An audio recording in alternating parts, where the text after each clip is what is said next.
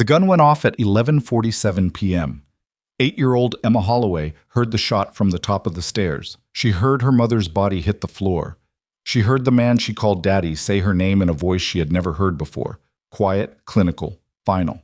She ran, barefoot, nightgown soaked through. Temperatures at -18. The Wyoming wilderness swallowed her whole, and the man with the badge sent dogs after her. What happened next would bring down a conspiracy reaching all the way to Washington, D.C. If this story already has your heart pounding, hit subscribe, ring that bell, and drop your city or country in the comments. I want to see how far this story travels. Now let's go back to that night, because nothing about it was supposed to end this way. The storm had been building since mid-afternoon. By the time darkness fully swallowed the Absaroka Range, the wind had turned mean.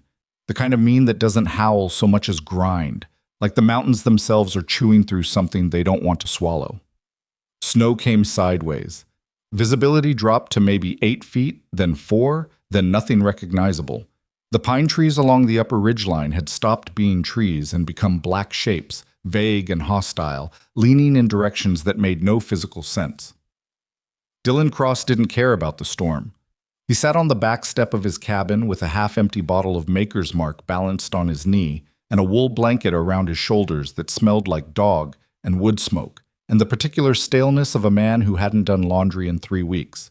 The bourbon was warm going down. The cold came right back. He didn't move to fix either of those things. Rex lay beside him, 104 pounds of retired military working dog, a Belgian Malinois German Shepherd cross with a scar running through his left eyebrow from a night in Kandahar that neither of them ever talked about. Rex's ears were up, rotating slightly, doing the thing they did when the air carried something the human brain wasn't built to catch yet. Dylan noticed. He always noticed Rex's ears.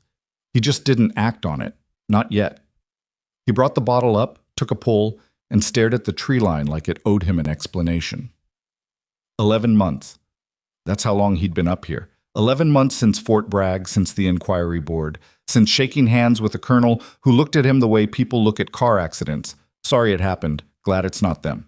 11 months since he'd spoken to most of the people he used to call his team. 3 of them were buried by the time he drove away from the base. Marcus Webb, Cody Tran, Nate Okafor. 3 names he said every morning when he woke up and every night before he allowed himself to sleep, like a punishment disguised as a ritual.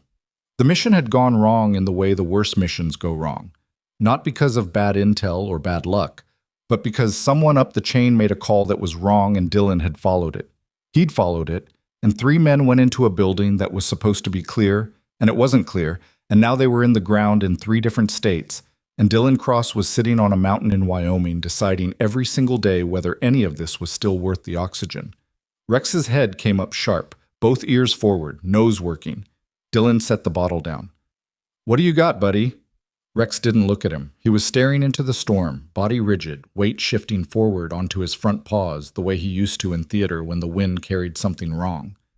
Dylan reached through the cabin door without standing and pulled his plate carrier off the hook inside. Not because he put it on. He didn't. He just wanted it within reach. Old habit, the kind that keeps you alive. Rex, fuss. The dog came to heel position, pressed against his left leg, but his nose never stopped working. Then Dylan heard it. Not the wind. Beneath the wind. Something thin and irregular. Too rhythmic to be an animal. Too desperate to be anything natural. He was moving before he made a conscious decision to move. He grabbed his headlamp, his jacket, his Glock from the shelf by the door. 9mm, loaded, safety on, and followed Rex off the porch. The dog moved through the snow like water finding a channel, low and direct, no wasted motion.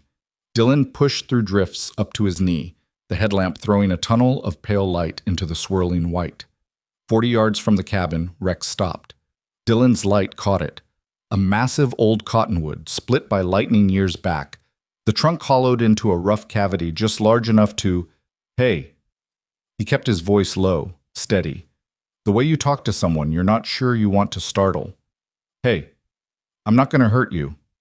Nothing. Then a cloth moving against bark. "I've got a dog with me," Dylan said. "His name is Rex. He's going to sniff the opening, okay? That's just what he does. Don't be scared of him." Rex sat. Rex did not sniff the opening. Rex sat beside Dylan's leg and looked at the hollow tree like a professional, because that was what he was. "I can see your breath," Dylan said, which wasn't true. He couldn't see much of anything. But it worked, because a shape moved inside the hollow, and a face appeared at the gap in the bark. A child. A little girl. She looked like she'd been run through a washing machine set to blizzard. Her hair was plastered to her skull, her lips had gone the color of a bruise, and her eyes, even in the bad light, even with everything, her eyes were alert, terrified, but alert. She was wearing a nightgown, nothing else. Just a cotton nightgown, completely soaked, pressed against a body that was shaking so hard Dylan could hear her teeth from 4 feet away. "Okay," he said, very quietly. "Okay, I've got you." He holstered the Glock, shrugged off his jacket, and wrapped it around her before she could object. She didn't object. She was past the point of objecting. He lifted her, and she was lighter than she should have been. Or maybe it was the hypothermia making her boneless. And he tucked her against his chest and turned back toward the cabin. Rex fell into step at his heel, scanning the trees behind them. Dylan scanned them too. He didn't know why, not exactly, but something in his chest, the part that had kept him breathing through 4 deployments, was standing up. Inside, he set her on the couch nearest the wood stove. The fire was already going. He'd built it up before the bourbon had gotten a hold of him. And the cabin was warm enough, barely. He grabbed the emergency blanket from the go bag he kept beside the door, wrapped it around her, then went to the kitchen and started water for something hot. Rex lay on the floor 2 feet from the couch, chin on his paws, watching the girl with the calm focus of an animal that understood more than it was given credit for. Dylan brought her a mug of hot water with honey dissolved in it. Not ideal, but warm and safe. He knelt in front of her and held it out. She stared at him. "Honey water," he said. "Best I can do fast. Drink it slow." She took the mug with both hands. The shaking made it difficult. He steadied the bottom with his fingers without making a production of it. "What's your name?" She swallowed, looked at him over the rim. "Emma." "Emma. Okay. I'm Dylan. How long were you outside?" She shook her head. "I don't know. A long time." "Where's your house? Where do you live?" A pause. Something moved through her face, not confusion, not the blankness of hypothermia. Something controlled. Something frightened in a way that went deeper than cold. "I can't go home," she said. Dylan sat back on his heels. "Why not?" She looked at the dog. "You can talk in front of Rex," Dylan said. "He's terrible with secrets. Everything you tell him, he just sits on it." Something flickered at the corner of her mouth, almost a smile, dead before it could become one. She put the mug on her knee and looked at Dylan cross with the eyes of a child who had seen something she could never unsee. "My dad shot my mom," she said. The wood stove ticked. Wind pushed at the windows. Rex's ear rotated toward the door. "Tonight?" Dylan said. "Tonight. Emma, who's your dad?" She looked at him for a long moment. Long enough that Dylan understood she was making a decision, not about whether to trust him, but about whether telling him would get him killed. "Sheriff Grant Mercer," she said. Dylan stood up slowly. He went to the window. Not because there was anything to see. There wasn't, just black and white and the horizontal streak of snow. But because he needed to be moving, needed something to do with the information that had just landed in the middle of his cabin like a live grenade. Grant Mercer. He didn't know the man personally, but he knew the name. Everybody in 3 counties knew the name. 3rd term, Law Enforcement Officer of the Year, 2 years running. The kind of man who showed up at every county fair with a handshake and a photograph. The kind whose face appeared on campaign signs bolted to fence posts along every highway from here to the state line. Dylan turned back from the window. Emma had drunk half the honey water. Her color was slightly better. Her shaking had graduated from violent to merely constant. "Did anyone see you run?" he asked. "Dogs," she said. "He sent dogs." Dylan went still. "And men," she added. "I heard them. I heard them calling to each other in the dark. Tracking dogs. Which meant a train team, organized fast, which meant they'd had this ready.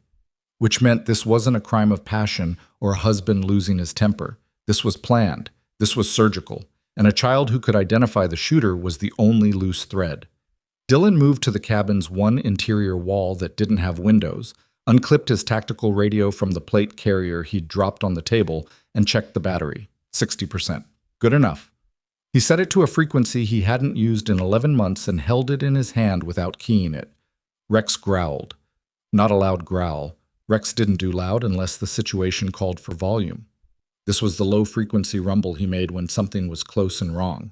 Dylan looked at him. The dog was facing the north wall of the cabin, the wall that faced the tree line. Dylan clicked off the headlamp, moved to the north window, and looked out with one eye at the corner of the frame. 3 flashlight beams moving through the trees, maybe 200 meters out. Organized spacing. Not random hikers, not even hunters. These were men moving with deliberate intervals, covering ground systematically. Search pattern. They were running a search pattern. He turned from the window. Emma was already watching him. She'd heard the growl. She knew what it meant before he could explain it. "They found you," she whispered. It wasn't a question. "Not yet." He pulled his jacket, his good one, the insulated shell, from the hook and put it on. "But they will, if we stay." "Where are we going?" "Somewhere they're not." He went to the shelf above the wood stove. Maps, compass, a folded piece of paper with frequencies and coordinates he'd written out by hand the day he moved in, because old habits are older than reason. He folded the paper and put it in his chest pocket. "Can you walk?" "I don't have shoes."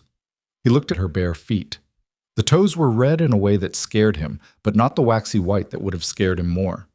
He went to the storage chest and found a pair of wool socks, his, enormous on her, and a set of neoprene boot liners he hadn't worn in years. Not ideal. Better than nothing, by a wide margin. "Put these on," he said, setting them in front of her. Then he pulled his go-bag from beside the door, checked it by feel the way he'd been trained. Tourniquet, water, radio, knife, emergency rations, a hand warmer.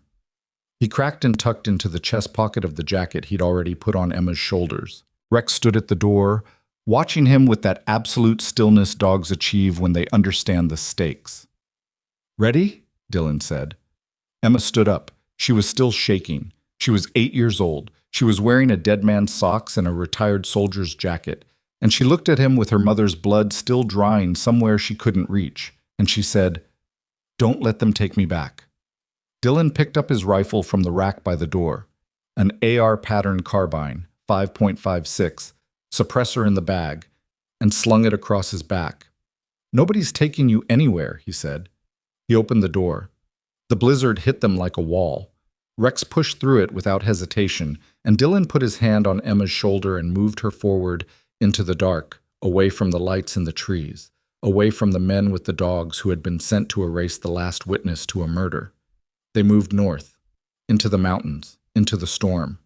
The flashlights behind them swung toward the cabin. Dylan didn't look back. Rex had the scent of something ahead. A logging cut, Dylan knew. A quarter-mile into the trees, and an old service road that hadn't been maintained in years but ran along a ridgeline where the wind would kill their footprints before the trackers could follow. He'd used it once, in his first months up here, when he was mapping the terrain the way soldiers map every terrain they sleep inside of. He'd never thought he'd need the information. He'd filed it anyway. Emma kept pace better than he expected. Her feet had to be screaming. She didn't mention it. She put her head down and matched his stride, and Rex threaded the gaps between the trees ahead of them, like a needle-pulling thread. The lights behind them multiplied. Dylan counted, during one glance back. 5 beams now. Maybe 6. And at least one of them was moving fast. Too fast for a man in deep snow. A dog, pulling its handler forward. "Don't look back," Dylan said. "I'm not," Emma said. They climbed. The wind intensified at altitude, which was bad for their core temperature and good for their tracks. Dylan pulled Emma closer when the gusts hit, using his body to block the worst of it. Rex moved without complaint, without hesitation, without drama. Just a trained animal doing the work, point man for a patrol he hadn't been briefed on and didn't require briefing to understand. 30 minutes of hard climbing. Then the logging cut opened up ahead of them. A wide, flat scar in the mountain, running east-west, the old road buried under 2 feet of snow but identifiable by the gap in the trees. Dylan stopped, pulled Emma to his side and listened. Behind them, voices. muffled by wind and distance but present. Ahead of them, nothing but mountain and dark. He keyed the radio once, twice, 3 times, a pattern, an old pattern, a code from a world he thought he'd left behind. Static. Then, cross? One word, a voice he recognized like he recognized his own heartbeat. He pressed the transmit button. I need a read on federal contacts in Wyoming, non-local, somebody nobody in this county has leverage over. A pause. Long enough to mean the man on the other end was already understanding more than Dylan had said. How bad? Dylan looked down at Emma. She was watching his face, reading it the way children read adults when adults have stopped pretending everything is fine. He looked back into the dark behind them. The tracking dog had gone quiet, which meant it had a confirmed scent, which meant they had maybe 6 minutes before the handler caught a visual. As bad as it gets, Dylan said into the radio. He clicked it off, pocketed it, and looked at the child beside him. Run, he said, and Emma Holloway ran. What? She had no shoes, no mother, and no reason to believe the world would be anything but brutal. But she ran. She ran because a man she'd known for 40 minutes had told her to, and because something in his voice sounded like the only solid thing left in a world that had come apart at 11:47 p.m. Behind them, the dog found the cabin door. Behind them, a radio crackled. Behind them, a man with a badge and blood on his hands looked at the empty couch beside the cold wood stove and understood that the one witness he needed to disappear had just disappeared in the wrong direction. His voice, when he spoke into his own radio, was very quiet. Find her. And then, after a pause that no one in his department would ever ask him about, kill the man with her. The logging road didn't stay flat for long. A quarter-mile east, it dropped into a shallow ravine, and the ravine funneled wind from the north in a way that made the temperature feel like something physical pressing against your chest. Dylan felt it in his lungs first, that particular bite of high-altitude winter air that makes breathing feel like work. Emma felt it in her feet, he could tell, because her stride changed. Not slower exactly, but more deliberate, controlled. The way people move when something hurts, and they've decided not to let it show. He didn't insult her by asking if she was okay.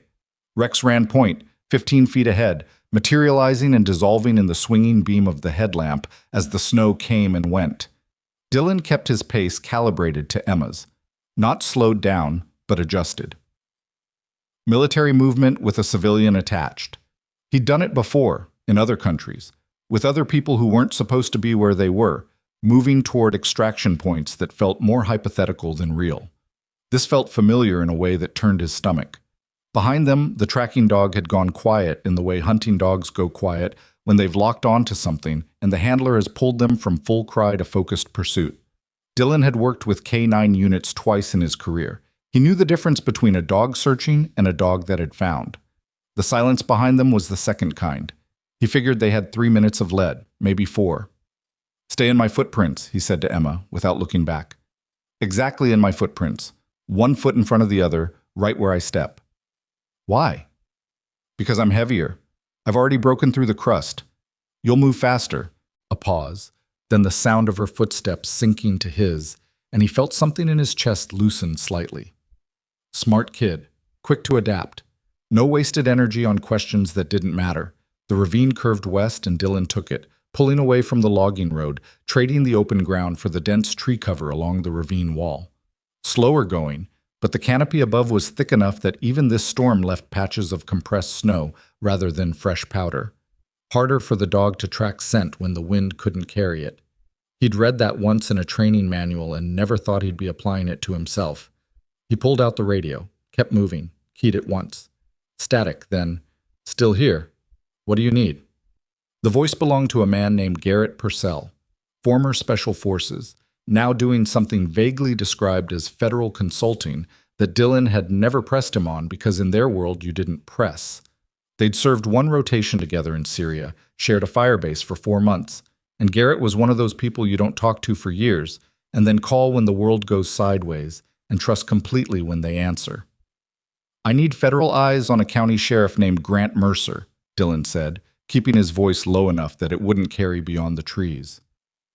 Wyoming, Absaroka County. I've got a witness to a murder he committed tonight, a child. She's with me. The silence on the other end lasted exactly 3 seconds. Dylan counted. You said child. 8 years old, hypothermia, but she's ambulatory. Her mother was the victim. Name was Rachel Holloway. She was a county child welfare officer. Cross. A different tone now. The kind of voice a man uses when he needs the person on the other end to understand the weight of what's coming. If you're saying what I think you're saying, you understand what happens next. He'll flip the narrative. You'll be the story. I know. Are you sure about this? Because once I start making calls, Garrett. Dylan stepped over a fallen log, reached back, and took Emma's hand to help her over it without breaking stride. His men are 60 seconds behind me in a blizzard with a tracking dog, I'm sure. A beat. Then, keep moving north. I'll have someone make contact within 6 hours. Don't use official channels. Don't call 911. Don't trust anyone local. Copy that. And Cross? Yeah. Don't get dead. He clicked the radio off. Emma had heard all of it. He could tell by the way she was looking at him. Not scared exactly, more like someone recalculating the situation, updating her model of how bad things were. Who was that? She asked. Someone who owes me. Does he actually owe you, or is that just what people say? Dylan almost laughed. Almost. He actually owes me. Okay, she said. And that was all she said. And they kept moving. The dog hit their trail 40 seconds later. Dylan heard it, that single sharp bark that meant confirmed contact, and he made the decision without deliberating. He pulled Emma to the left, off the ravine floor, and up the bank, using the exposed tree roots as handholds, pulling himself and then reaching back to haul her up after him. She was small enough that she could almost run up the root-laced slope. He was not small enough. His boots punched through twice, and he wrenched his right ankle on the second punch. Not badly, a 3 out of 10, the kind of pain you register and file and deal with later. They came out on top of the ravine bank on a narrow shelf of rock that the wind had scoured almost clean. Rex was already there, having found his own way up, standing at the edge of the shelf with his ears rotating. Below them, in the ravine, a flashlight beam swept through the darkness. Dylan pressed Emma flat against the rock face, pressed himself against it beside her, controlled his breathing. 4 counts in, 4 counts hold, 4 counts out, the box breathing the seals had drilled into him until it was muscle memory, and watched the beam below. The dog was pulling hard. The handler was struggling to keep pace in the deep snow of the ravine floor. Behind the handler, 2 more men with flashlights and rifles. He counted the rifles. AR pattern, 1 of them. Shotgun, the 2nd. Not hunting weapons. Not a search party. These were men who had come to finish something. The dog pulled toward the ravine bank, toward the spot where Dylan and Emma had climbed up. The handler slipped, went to one knee, cursed loud enough to carry up through the wind. The beam of his flashlight swung wild, swept the bank, came within 3 feet of the shelf where Dylan's boot was pressed to cold stone. Emma did not make a sound. Dylan did not move. Rex, lying flat beside Emma's shoulder, did not move. The handler got upright, pulled the dog left, and they moved past. 30 seconds later, the flashlights were downstream, moving away, and Dylan let out the breath he'd been holding in a long, controlled stream that misted white in the dark. He looked at Emma. Her eyes were enormous. Her face was completely still. Good, he said quietly. 1 word. Enough. She nodded once, and he helped her back to her feet. They reached the cabin of a dead man at 3:40 in the morning. Not Dylan's cabin. That was compromised now, probably occupied by armed men checking every drawer and shelf for anything that might tell them which direction the fugitive had run. This was a structure half a mile north of Dylan's property line, on land belonging to a trapper named Walter Birch, who had died the previous February and whose family hadn't yet decided what to do with his belongings. Dylan had met Walter exactly once, borrowed a come-along to drag a fallen tree off his access road, and had been inside the man's cabin to return it. He'd remembered the location the way he remembered all terrain, not with effort, just automatically, because in another life, not remembering terrain got people killed. The door was padlocked. Dylan spent 30 seconds on it with the flat bar from his go bag, and then it wasn't. Inside, cold, dark, the particular stillness of an uninhabited space. A wood stove. A cot with a moth-eaten wool blanket. Shelves of canned goods that had probably been there since before Walter died. A kerosene lantern with maybe a quarter tank left in it. Dylan got Emma onto the cot, layered every piece of insulation he could find over her, and started a fire in the wood stove using wood from the stack beside it.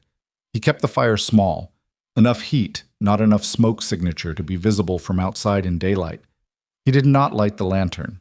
Emma was asleep before the fire was fully going, which told him everything about the state of her body, burning through its reserves just to keep her alive, shutting down everything non-essential. Rex curled at the foot of the cot, and Dylan sat on the floor with his back against the wall and his rifle across his knees, and he did not sleep. He thought about what Emma had told him in pieces throughout the run.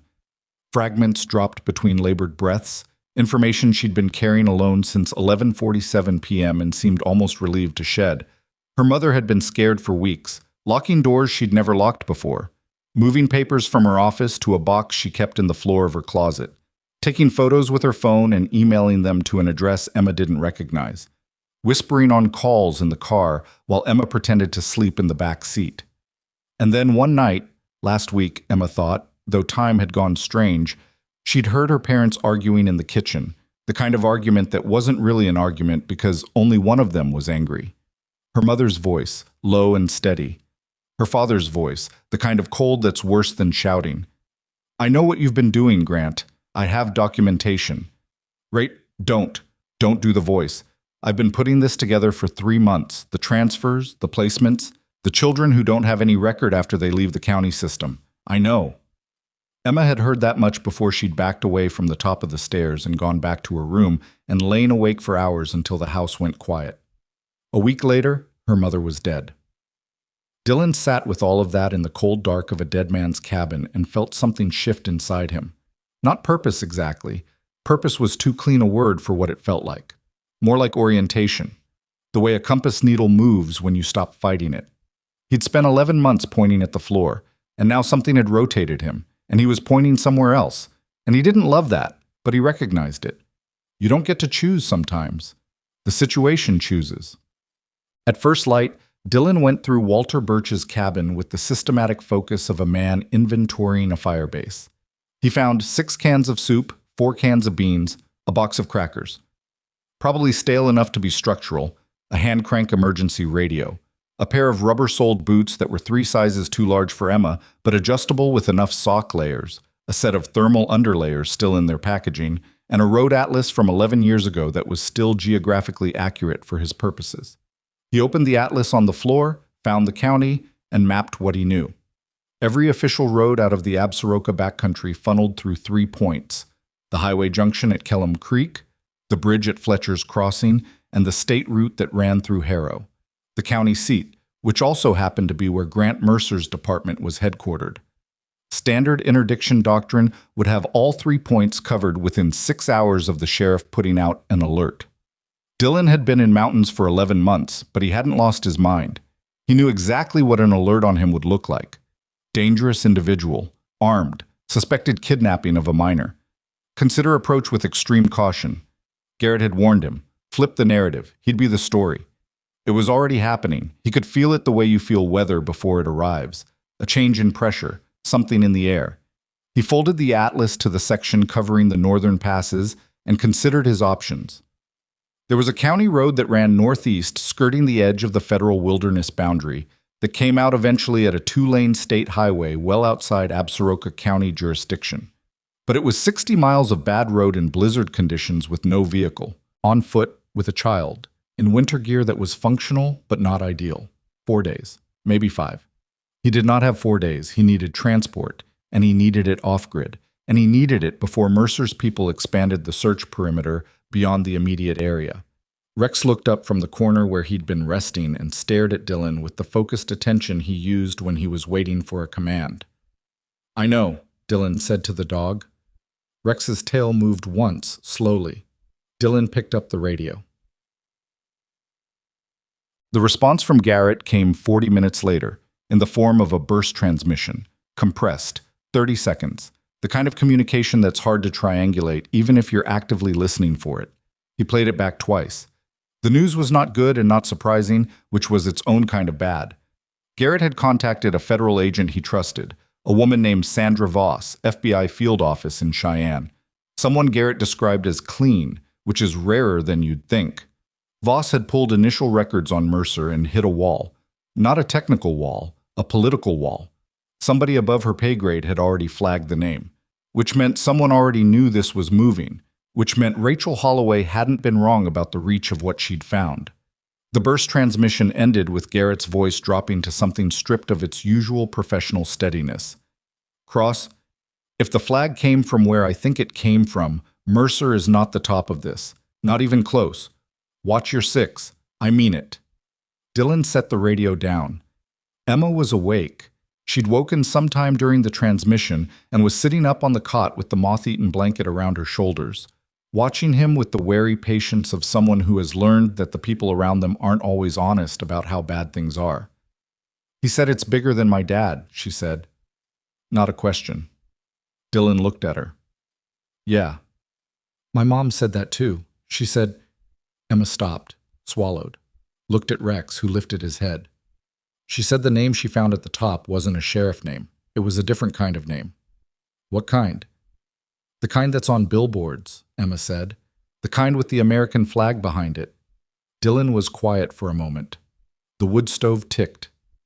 Emma, your mom. The box she had, in the closet. The documents. She moved them, Emma said. She told me she moved them. She said if something happened to her, I needed to find them. She paused. She told me where. Dylan looked at her. She made me memorize it, Emma said. Like a game. She made me say it back to her 3 times, and then she said good girl, and she made pancakes, and I didn't understand why that felt like saying goodbye until now. The way she said that last word, now, was the first time since Dylan had found her that Emma Holloway sounded like an 8-year-old. Not fragile, not broken, just 8. Just a kid who'd understood something terrible a moment too late to stop it and was living in the aftermath of that understanding. Dylan didn't say he was sorry. Sorry wasn't useful. Sorry was for after. Tell me where, he said. The sawmill had been abandoned for most of Emma's lifetime, she said. Her mother used to drive past it on the county road and tell Emma stories about how it used to sound when her own grandmother was young. The scream of the blade, the smell of fresh-cut pine, men in suspenders eating lunch on cut log benches. The building itself was still standing, mostly, on the south edge of a flat property that backed up against the Forest Service land east of the county road, Mercer's jurisdiction. But barely. It sat on the boundary line, which had been the point, Emma thought. Her mother had been careful about where she chose. Beneath the old stone hearth. That was what Emma had memorized. Beneath the old stone hearth, inside a waterproof box, everything Rachel Holloway had gathered in 3 months of silent, terrified documentation. 20 miles from where they were sitting, 20 miles of mountain terrain in winter, with searchers actively combing the area. Dylan studied the atlas. There was a man he knew, barely knew, honestly, one of those backcountry acquaintances you accumulate when you live in isolation, who had a property 12 miles north, accessible by a Forest Service road that was technically closed for winter but passable with the right vehicle. A man named Harlan Stokes, who had 2 snowmobiles, a general suspicion of county authority that Dylan had always found slightly exhausting and now found professionally relevant, and who would not, Dylan estimated, call the sheriff's department if a veteran he barely knew showed up at dawn with a child and a dog. He began putting on his gear. Emma watched him without speaking. Then, "You believe me." He didn't pause. "I believed you in the first 2 minutes. Most adults don't believe kids. Most adults aren't paying attention." He checked the Glock, seated the magazine, holstered it. "Get those boots on, the big ones. We're going to be moving." She got up, started working on the boots with the extra socks. Rex stood and stretched, front legs extended, back arched, the full theatrical production he went through every time they transitioned from rest to movement. Dylan shouldered the go bag, slung the rifle, opened the door an inch, and scanned what he could see of the terrain outside. The storm had dropped to a persistent heavy snowfall. Still bad visibility, but the wind had lost its worst edge, which meant the search teams would be more mobile, which meant he needed to be gone before they expanded the perimeter to this ridge. He opened the door fully. Emma stepped through it, oversized boots and all, without being asked. Rex went through first, nose up, reading the air. Dylan pulled the door shut behind them and looked north along the ridgeline, where the forest pressed close on both sides, and the sky was still the heavy pewter of very early morning, and the snow came down without any sound at all, just a patient, indifferent accumulation that covered everything equally. Footprints, evidence, the difference between what was gone and what was only buried. They had 12 miles to cover before anyone found the dead man's cabin. Dylan gave them 4 hours before someone did. He started moving. They were 6 miles out when the radio crackled with something that wasn't Garrett. It was a local frequency. County dispatch, unencrypted, the kind of transmission that county departments use because they've never had a reason to encrypt anything. Dylan had it set to scan, and it locked on automatically, and a voice came through with the crackling flatness of someone reading from a prepared statement.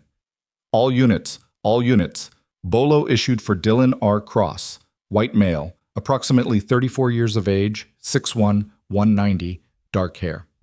Former military. Armed and considered extremely dangerous. Cross is believed to have abducted a minor female, 8 years of age, Emma Grace Mercer, from the Mercer residence during a domestic disturbance that resulted in the death of Rachel Ann Mercer. Cross is a person of interest in that homicide. Repeat. Dylan turned the volume down.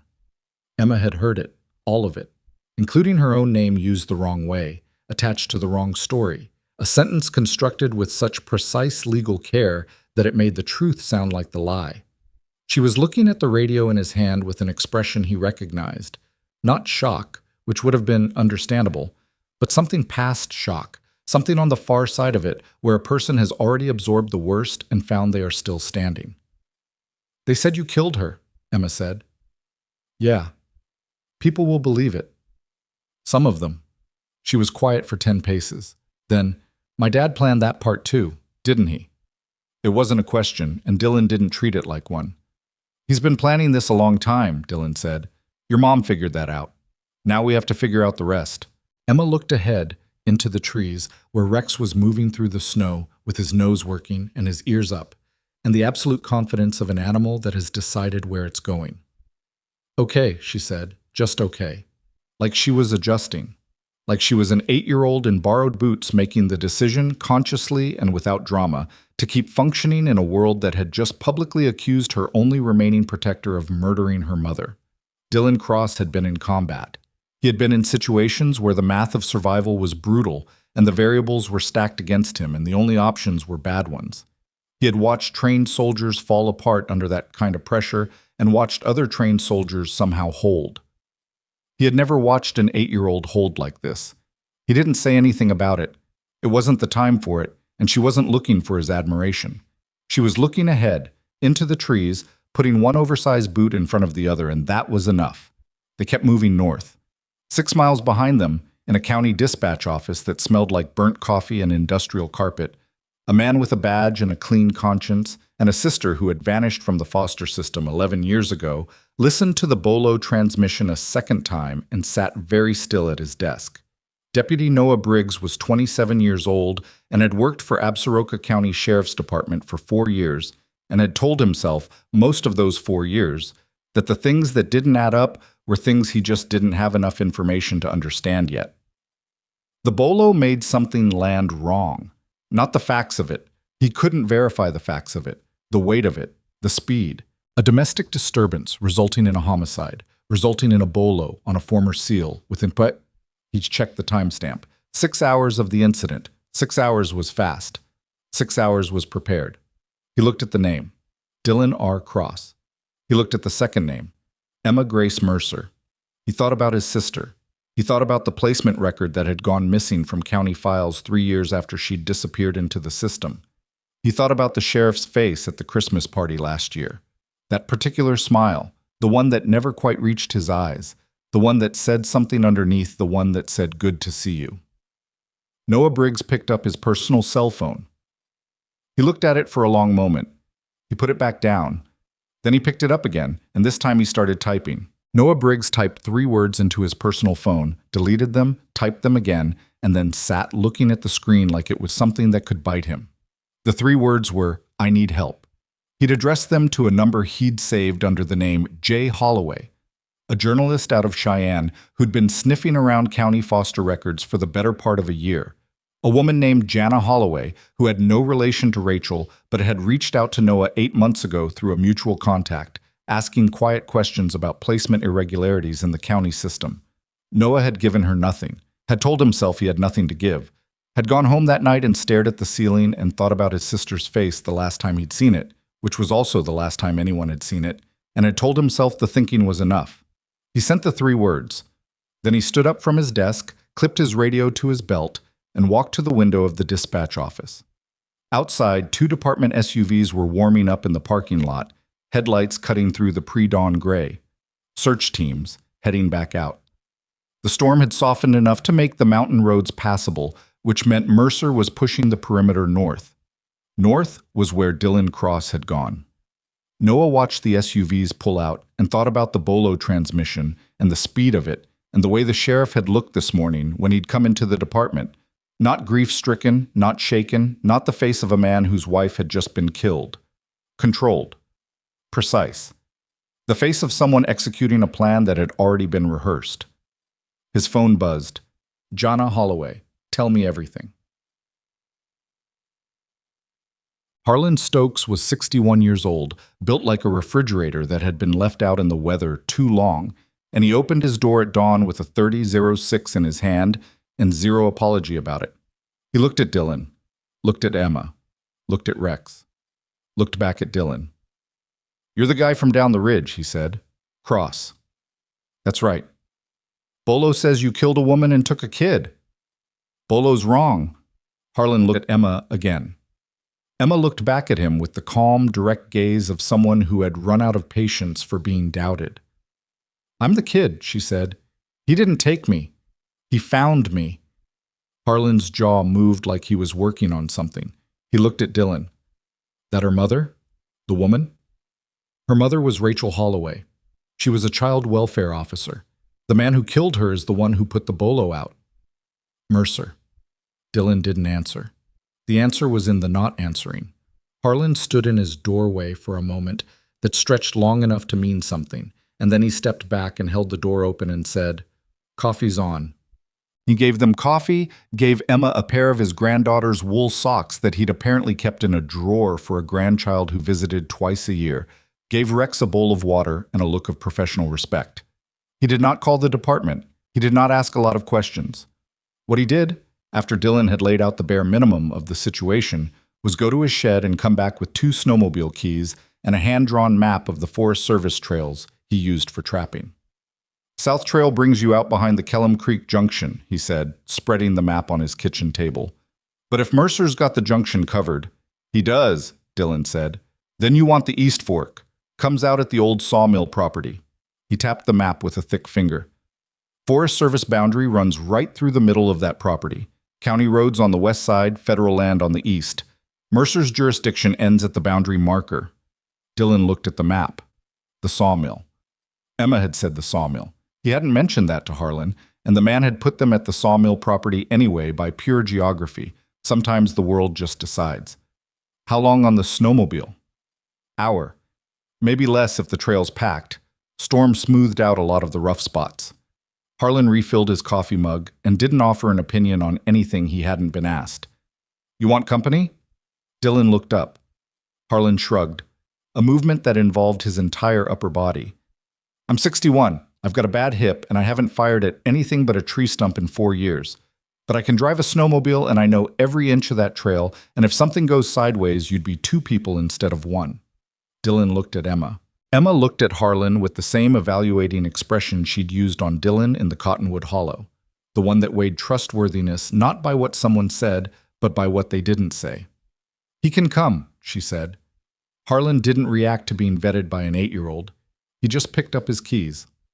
They moved in a loose formation, Harlan on the lead snowmobile with Rex secured behind him in what looked like an improvised harness made from a cargo strap. Dylan behind with Emma, between his arms, her hands gripping the handlebars beside his and her back pressed against his chest. The East Fork Trail was narrow, walled by spruce on both sides, the packed snow surface throwing up rooster tails of white powder as they built speed. Dylan kept his eyes on the terrain, and his attention split, forward on the trail, back over his shoulder where the forest closed behind them, and to his radio on the frequency Garrett had given him, which was producing nothing but static. He wasn't worried about the static. Garrett went dark when he was moving, and right now moving was exactly what he'd want Garrett to be doing. The sawmill appeared through the trees like something out of a century that had quit mid-sentence. The main building was still standing, barely, in the way that old industrial structures stand, through inertia rather than structural confidence. The roof had partially caved on the north end, and the loading dock had rotted through in several places, and the whole structure sat under its accumulated snow, like something being slowly reclaimed by the landscape around it. A rusted conveyor belt angled out of one collapsed wall and disappeared into a drift. Broken windows looked out like empty eyes. Harlan killed his engine 50 yards out, and Dylan came in beside him, and they sat for a moment listening. Wind, distant bird, the tick of cooling engines. Clear, Dylan said, though he wasn't entirely sure. The building had too many angles, too many approaches. Rex, freed from his harness, moved to Dylan's side and stood with his nose into the air, working it systematically. His tail was level, not raised, not tucked. Watchful, not alarmed. Dylan made a decision. Harlan, stay outside, north side of the building. If you see headlights on the county road, you hear anything that sounds like vehicles, I radio you. And you move. Don't wait for me. Harlan looked at him with the expression of a man who had already decided he wasn't going to move without them, and who also knew that arguing about it would waste time. Sure, he said, in the tone of a man who means the opposite. Dylan let it go. There wasn't time. He took Emma's hand and they went in through the ground-level door on the east face, the one that faced the federal land, the one that wouldn't be visible from the county road. Inside, the sawmill smelled like the past, rot and machine oil and pine sap that had been seeping for decades from the walls themselves, like the wood was still bleeding. The floor was concrete, cracked and heaved by freeze-thaw cycles, dusted with old sawdust and debris from the collapsed roof section. Light came through the broken windows in flat gray planes, full of moving snow dust. The hearth was at the south end, in what had been an office or a foreman's room, still separated from the main floor by a partial wall. It was built from riverstone, substantial, the kind of thing that outlasts everything built around it. The firebox opening was sealed with a rusted iron plate. Beside it, the floor was clean, cleaner than the rest of the room, which meant someone had been here recently, which meant Emma's memory was good, and her mother had made exactly the journey Dylan was now reversing. Rex moved ahead of them into the room, circled it once, and settled with his back to the hearth, facing the partial wall, still watchful. Dylan knelt in front of the hearth and looked at the stone base. Mortar had been reapplied at one point. He could see the difference in color, the newer work at the left corner of the base. He pulled his flat bar from the go bag and worked the edge into the gap and leaned on it, and 3 stones came loose with considerably less effort than he expected, which told him Rachel Holloway had planned this access point specifically. Behind the stones, in a cavity that went back about 14 inches, was a box. Waterproof, military surplus, the kind with the rubber gasket seal and the tab closure that you could sink in 3 feet of water and still have dry contents. Rachel Holloway had been in child welfare, not intelligence, but she'd bought the right container. Dylan pulled it out and set it on the stone floor. Emma crouched beside him. She put her hand on the top of the box and held it there for a second, not opening it, just touching it. Her mother's hands had last touched this. Dylan saw it happen in her face and let it happen, didn't rush it, didn't say anything, just waited. Then Emma took her hand away and Dylan opened the box. Chab. The contents were organized the way a person organizes things when they're afraid and methodical at the same time. Rubber-banded stacks of documents. A thumb drive sealed in a Ziploc bag. A second Ziploc containing photographs printed, not digital. The kind of paper trail that can't be erased with a keystroke. A handwritten note in precise, even handwriting on county letterhead that had been folded 4 times. Dylan lifted the note out and read it. It wasn't addressed to anyone. It was a statement, written in the careful declarative style of someone who had spent years writing official reports. No melodrama, no appeals to emotion, just fact following fact, in a sequence that built into something that made Dylan's jaw tighten by the 3rd paragraph. 37 children. 37 children who had entered Absaroka County's foster placement system over the past 9 years and whose records showed normal placement and whose actual whereabouts were undocumented beyond a certain point. Not runaways, not transfers. Children who had been moved through the system and had then, essentially, stopped existing in any official record. The financial records were in the rubber-banded stack. Dylan didn't have time to read all of them. They were dense, accounting documents, the kind of evidence that requires a forensic specialist to fully interpret. But the account numbers were legible, and the transfer amounts were legible, and 3 of the receiving accounts were annotated in Rachel's handwriting with names that made the temperature in the room feel like it dropped. One was a corporate shell that Rachel had traced through 4 layers of incorporation to a PAC, a political action committee, connected to Senator Victor Langston, senior senator from Wyoming, 22 years in office, nationally known, the kind of political figure who appeared on Sunday morning news programs to discuss family values and the protection of vulnerable Americans. Dylan sat with that for a moment. Emma was going through the photographs, which he probably should have stopped her from doing. He reached for her shoulder, but she moved the stack before he could take it and looked at him directly. "She showed me some of these," Emma said. "When she told me to memorize where the box was, she said I had to understand what was inside so I'd know why it mattered." "What did she show you?" "Faces," Emma said. "Kids' faces, and the men with them." A pause. "Some of the men have faces you'd know." Dylan looked at these photographs. He didn't recognize all of them, but 2 of the faces in the background of one image, taken at what appeared to be a rural property, exterior, something agricultural in the background, were men whose faces had appeared on election signage he'd driven past on the highway into Harrow. Local officials. Men with names on buildings. This wasn't a corrupt sheriff running a side operation. This was infrastructure. He was starting to understand what Garrett had meant when he'd said Mercer wasn't the top of it. "Okay." Dylan sealed the box, locked the closure. "We take all of it, everything." He zipped the box into his go bag and stood, and that was the exact moment Harlan's voice came through the radio, low and urgent and stripped of everything except the necessary words. "Headlights, County Road. 4 vehicles, coming fast. Dylan, they're not slowing down." Dylan had the go bag on his back and his rifle in his hands before Harlan finished the sentence. Emma was already up, already moving toward him. Rex was at the partial wall, low, ears flat forward, the specific posture of a dog that hears vehicles and recognizes them as threats, because he's been in enough situations where vehicles meant incoming. "How far?" Dylan said into the radio. "Half mile. Maybe less. They know where you are, man. This ain't a patrol." It was targeted. Someone had known, which meant he thought about the radio transmission. The scan frequency he'd had the radio set to. County dispatch, unencrypted. And then a chill moved through him that had nothing to do with temperature because the transmission worked both ways. When he'd had it scanning, it was also transmitting a carrier signal. Not a voice, just a signal. The kind a sufficiently equipped department vehicle could triangulate if they were looking for it. They hadn't been looking for a radio signal when he'd started scanning, but they had been by the time he'd crossed onto the sawmill property, and he'd been stationary for 20 minutes. 20 minutes was enough. He made himself file that away rather than linger on it. Mistake made.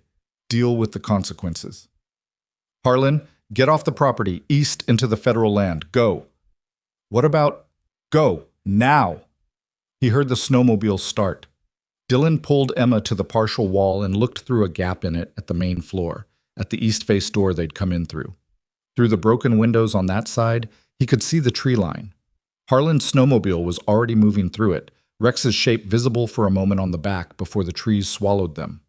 Through the south windows, headlights swept the approach road. "Then you run?" he asked Emma. "Yes." "I mean really run, not jog." "I ran 6 miles in borrowed boots last night," she said. "Yes, I can run." "Fair point." "There's a door on the north end," Dylan said, pulling up his mental map of the building's layout from the scan he'd done when they entered. First thing he always did. Old habit. Right now, an indispensable one. "It's partially blocked by roof collapse, but there's a gap on the left side. When I say move, you go through that door and you run north into the tree line, and you don't stop and you don't look back. Rex will find you within 2 minutes." "Where are you going?" "I'm going to make sure they're looking at me instead of at the door." Emma looked at him. "That's a terrible plan." "It's not a plan. It's a delay tactic. There's a difference." She didn't look convinced. She also didn't argue further, which he was grateful for. Outside, the vehicles stopped. 4 of them, just as Harlan had said, arrayed in a loose semicircle covering the south and west faces of the building. Doors opened, the sound of boots on frozen ground, multiple sets, moving with the spacing of a trained entry team. Not deputies running to a scene, but a tactical element moving to a position. Through the south window, Dylan picked out the shape of the lead figure.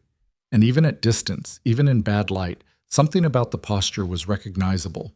The particular stillness of a man who believes the situation is already over and is merely walking through the formality of its conclusion. Grant Mercer. He'd come himself. A loudspeaker crackled to life. The sound of it bounced off the building's walls and the tree line and came back distorted. Dylan Cross, this is Sheriff Mercer. I know you're in the building. I know you have Emma with you. I want you to understand that I don't want anyone hurt tonight. A pause engineered for effect. The timing of someone who'd scripted this. Come out with your hands visible and bring Emma to me. Do that, and this ends clean. You have my word. Emma, pressed against the partial wall beside Dylan, made a sound that wasn't quite a laugh. A single exhale of air through her nose that said everything about what his word was worth to her. Dylan's jaw moved. He looked at the go bag on his back. Rachel Holloway's documentation. 37 children, account numbers, photographs of men with known faces, a thumb drive that he hadn't been able to check, but that Rachel had trusted enough to die for. He thought about the tunnel map that he'd found on the wall of the mill's foreman room when they'd first entered. Faded, tacked there probably since the mine-adjacent operations of the building's earlier life. A schematic of what looked like a series of maintenance tunnels running beneath the property. He'd noted it. He'd thought it was irrelevant. The situation had just rotated 180 degrees on that assessment. He spoke into the radio, keeping his voice flat, low, below the ambient sound of the storm. Garrett, I need an upload point. Secure, fast. The response came back in 12 seconds. Federal Relay, frequency 734.2. Authentication code Whiskey November Golf. Cross, what's your status? Contained, working on it. He looked at Emma. Stay here. 30 seconds. He moved back into the foreman's room, to the tunnel access he'd identified along the floor behind the collapsed section of shelf. A hatch, iron, sunk flush with the concrete. Old, very old. The kind of infrastructure that predated the building's most recent use by decades. He got the flat bar into the edge, and it resisted him for a moment. Rust and time and accumulated grime fighting the lever, and then something gave with a sound like a gunshot, and the hatch came up. Cold air from below. Not the cold of outside. The different cold of underground space, still and damp and dark. He went back to Emma. Change of plans. The first entry team hit the east door 30 seconds after Dylan pulled the hatch closed above them. He knew the timing because he heard it. The door coming in, boots on concrete, voices using the clipped tactical communication of a unit that had been told these targets were dangerous. Not deputies on an arrest. Something that had been assembled with specific intent, dressed in county gear but moving with a training level that county departments didn't routinely produce. Mercer had resources. Of course he did. The tunnel was 5 feet high and approximately that wide, lined with old timber bracing that had seen better decades. Dylan had Emma's hand in his left and his rifle in his right, and the headlamp on its lowest setting, the one that threw barely enough light to move by. The floor was compacted earth, frozen at the surface, and it sloped gently downward as they moved north. Above them, the sound of boots on concrete. Voices. A dog. Not Rex. A different dog. A department animal, picking up their ground scent and working it toward the hatch. Faster, Dylan said. Emma moved faster. The tunnel branched twice. Dylan took the right fork at the first branch because it trended north, and the second branch appeared to dead end, and then ran straight for what he estimated was 80 meters before beginning to climb. The timber bracing became more irregular here. Some of it collapsed inward, and they had to angle through gaps, and at one point Dylan had to move a beam that had partially blocked the passage, shifting it with his shoulder while Emma slid through the gap, and he followed. Behind them, he heard the hatch. They'd found it. He killed the headlamp. Don't stop, he said into the darkness, into the direction of Emma's hand in his, and she didn't. They ran blind. Dylan had one hand on the tunnel wall, feeling the timber uprights as they passed, using the spacing as a rhythm, keeping his stride calibrated to avoid the worst of the ground. Irregularities that he could feel through the soles of his boots but could no longer see. Emma's grip on his hand was absolute. She did not slow. She ran. Above them, the timber bracing groaned, old wood under sudden stress, someone moving fast on the floor above them, a heavier person than the tunnel's frame wanted to accommodate from above. A section of the ceiling dropped a cascade of frozen dirt and small debris, and Dylan pulled Emma's head down with his hand as they passed under it. The ceiling groaned again, louder. "Don't stop," Dylan said again, and then the section came down. Not all of it. Enough. A timber brace and the frozen earth above it, and the concrete subfloor of the building hitting the tunnel floor 8 feet behind them with a sound like a detonation. The tunnel filled with dust, and the pressure wave hit them from behind like a hand, and Emma stumbled and Dylan caught her and kept moving, and the sound of boots above them was now on the wrong side of something that had just closed permanently. Dust. Dark. The sensation of the tunnel continuing to rise. Then, a splinter of gray light. A hatch above them, smaller than the first one, its frame not flush but slightly proud of the structure above it, which meant it hadn't been opened in years, but which also meant outside air was getting in, and where outside air got in, outside was close. Dylan holstered his weapon, put both hands on the hatch, and pushed. It didn't move.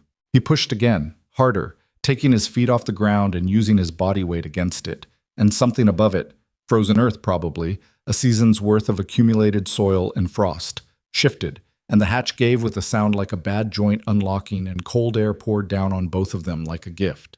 He went up first, scanned. Trees 30 feet away. The north end of the sawmill property, beyond the building's footprint, where the federal boundary markers should be within 50 meters. No visible personnel on this side. No lights. He reached down and pulled Emma up beside him. She came out of the ground into the winter darkness like something that refused to stay buried, and she was breathing hard, and her face was streaked with tunnel dust, and she stood beside Dylan Cross in the snow and looked back at the building and did not make a sound for one long, full moment. Then Rex materialized from the tree line at a controlled trot, with Harlan behind him on foot, having abandoned the snowmobile somewhere in the federal land, and Rex went directly to Emma and pressed his head against her side with the particular gesture he reserved for moments when the situation called for more than what words could cover. Emma's hand went to the back of his neck and gripped. Above them, inside the building, voices were getting louder. Commands, someone finding the collapsed tunnel section, someone reporting up the chain. And then the loudspeaker again, Grant Mercer's voice, still controlled, still precise, but with something underneath it now. The sound of a plan beginning to move in a direction that wasn't his. Cross. I know you have the container. I know what Rachel put in it. Think very carefully about what you do next. Those files will destroy people who have the ability to destroy everything around them. I'm giving you one final opportunity to make the right decision. Dylan looked at the tree line. He looked at the go bag on his back. He looked at Harlan, who was looking back at the building with the expression of a man who had decided, somewhere in the last 90 minutes, that the county he'd lived in for 30 years had been lying to him about something important. He looked at Emma. Emma was looking at him the way she'd been looking at him since the cottonwood tree, with the specific, exhausted trust of someone who has bet everything on a single person and is watching that person decide whether the bet was worth making. Dylan keyed his radio to the frequency Garrett had given him. Authentication, Whiskey November Golf, he said. I have the documentation. I'm ready to transmit. Garrett's voice. Copy. Standing by. You have a data connection? Dylan looked at Harlan. Harlan reached into his jacket and produced, with the matter-of-fact practicality of a backcountry trapper who had learned not to depend on cellular service and had therefore invested in alternatives, a portable satellite communicator. Bought it for elk season, Harlan said. Never found any elk worth this much trouble. Dylan took it. His hands were not entirely steady. He noticed that. He had been in firefights, had been in situations where the math was worse than this, and his hands had been steadier. He decided that meant something human rather than something wrong. He opened the waterproof box. He took out the thumb drive. He connected it to the satellite communicator through the adapter port and began the upload. Behind them, flashlight beams appeared on the south side of the building, sweeping north. How long? Emma asked. Dylan watched the progress indicator. Long enough, he said. She moved to stand beside him rather than behind him, which wasn't tactically ideal, and which he didn't correct, because she had earned the right to stand beside whatever came next rather than be shielded from it. And he understood that without being able to fully articulate it. Rex stood on Dylan's other side. Harlan somewhere behind, covering the approach. The upload moved. The flashlight swept closer. The upload moved. And 140 miles south, in a federal building in Cheyenne, a woman named Sandra Voss was sitting at a desk she hadn't left in 6 hours when her secure terminal began receiving a data packet from an authentication code that a man named Garrett Purcell had given her 40 minutes earlier, with the instruction that if it came in, she should treat whatever was inside it as the most important thing she'd handled in her career. She opened it. She read the first document. She reached for her phone without looking away from the screen. Sandra Voss had been with the FBI for 14 years, and she had learned, somewhere around year 4, that the feeling in her chest when something was genuinely significant was different from the feeling when something was merely bad. Bad things happened constantly. Significant things, the kind that rearranged the architecture of an investigation, that made you understand you'd been standing in the wrong room looking at the wrong wall. Those were rarer, and they felt different, heavier. Like gravity had increased slightly around whatever you were holding. She was feeling it now. The first document was a financial summary. Account transfers, shell corporations, routing numbers annotated in handwriting she would later confirm belonged to Rachel Holloway. The second was a placement record, or rather a record of what happened after placement, which was, specifically, nothing. Children who entered the Absaroka County foster system were processed through a specific placement pathway and then generated no further documentation of any kind. Not in Wyoming, not in any adjacent state database, not in the national system, 37 children over 9 years. By the time Sandra reached the photographs, she had already picked up her phone. By the time she recognized the third face in the background of the fourth photograph, she had already dialed. Her supervisor picked up on the second ring. "I need authorization for emergency federal jurisdiction override in Absaroka County, Wyoming," she said. "I need it in the next 20 minutes, or we're going to have a crime scene instead of an arrest." A pause. "Sandra, it's 4 a.m. "I know what time it is." Another pause. Longer. "What do you have?" "I have documentation of a 9-year trafficking operation running through the county foster system, connected by financial record to a PAC, associated with Senator Victor Langston, and I have a child witness currently in the field with a former SEAL who has been publicly labeled a kidnapping suspect by the man who murdered the witness's mother." She stopped, took a breath. "And I have photographs that are going to end multiple careers before this week is over, so I need the authorization." The silence on the other end was the kind that meant someone was doing math, weighing institutional risk against institutional obligation, calculating which way the current was running. "You'll have it in 10 minutes, her supervisor said. Sandra was already pulling on her jacket with her free hand. The upload finished at 4:23 a.m. Dylan watched the confirmation indicator on Harlan's satellite communicator and felt something leave his shoulders that had been living there since the cottonwood tree. Not relief exactly, more like a transfer of weight. The files were no longer only in his hands. The files were somewhere that Grant Mercer couldn't reach by sending men with rifles into the dark. He handed the communicator back to Harlan. "Good piece of equipment," Dylan said. "Told you," Harlan said. The flashlight beams on the south side of the property had stopped advancing. Dylan had registered the change 2 minutes earlier without fully processing what it meant. Now he processed it. They'd stopped because someone had told them to stop, which meant someone had received a communication, which meant the situation above them, the political, institutional situation that he'd been operating below like a man moving through groundwater, had shifted, or was shifting. The difference mattered. He keyed the radio. "Garrett?" "Standing by. Voss received the package. She's moving." "How long before she has assets on the ground?"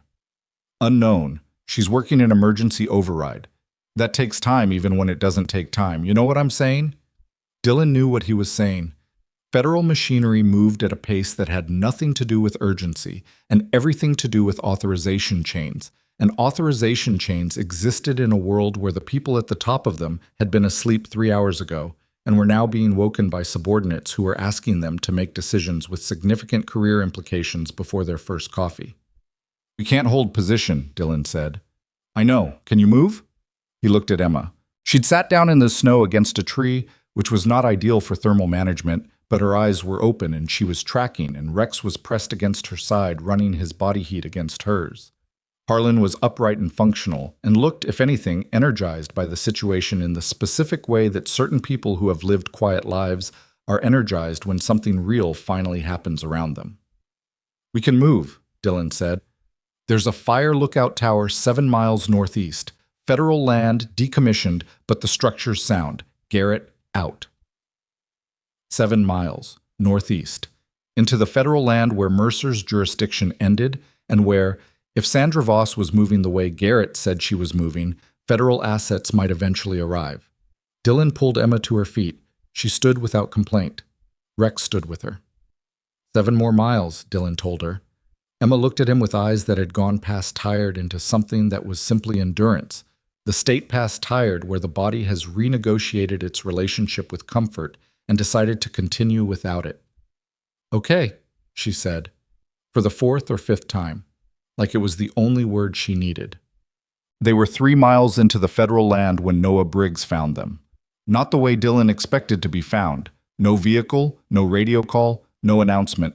Rex heard him first and swung toward a tree line to the east and stood with his hackles up, and Dylan had his rifle at low ready before the figure emerged from the trees, with both hands raised above his head, which was the smartest thing the figure could have done.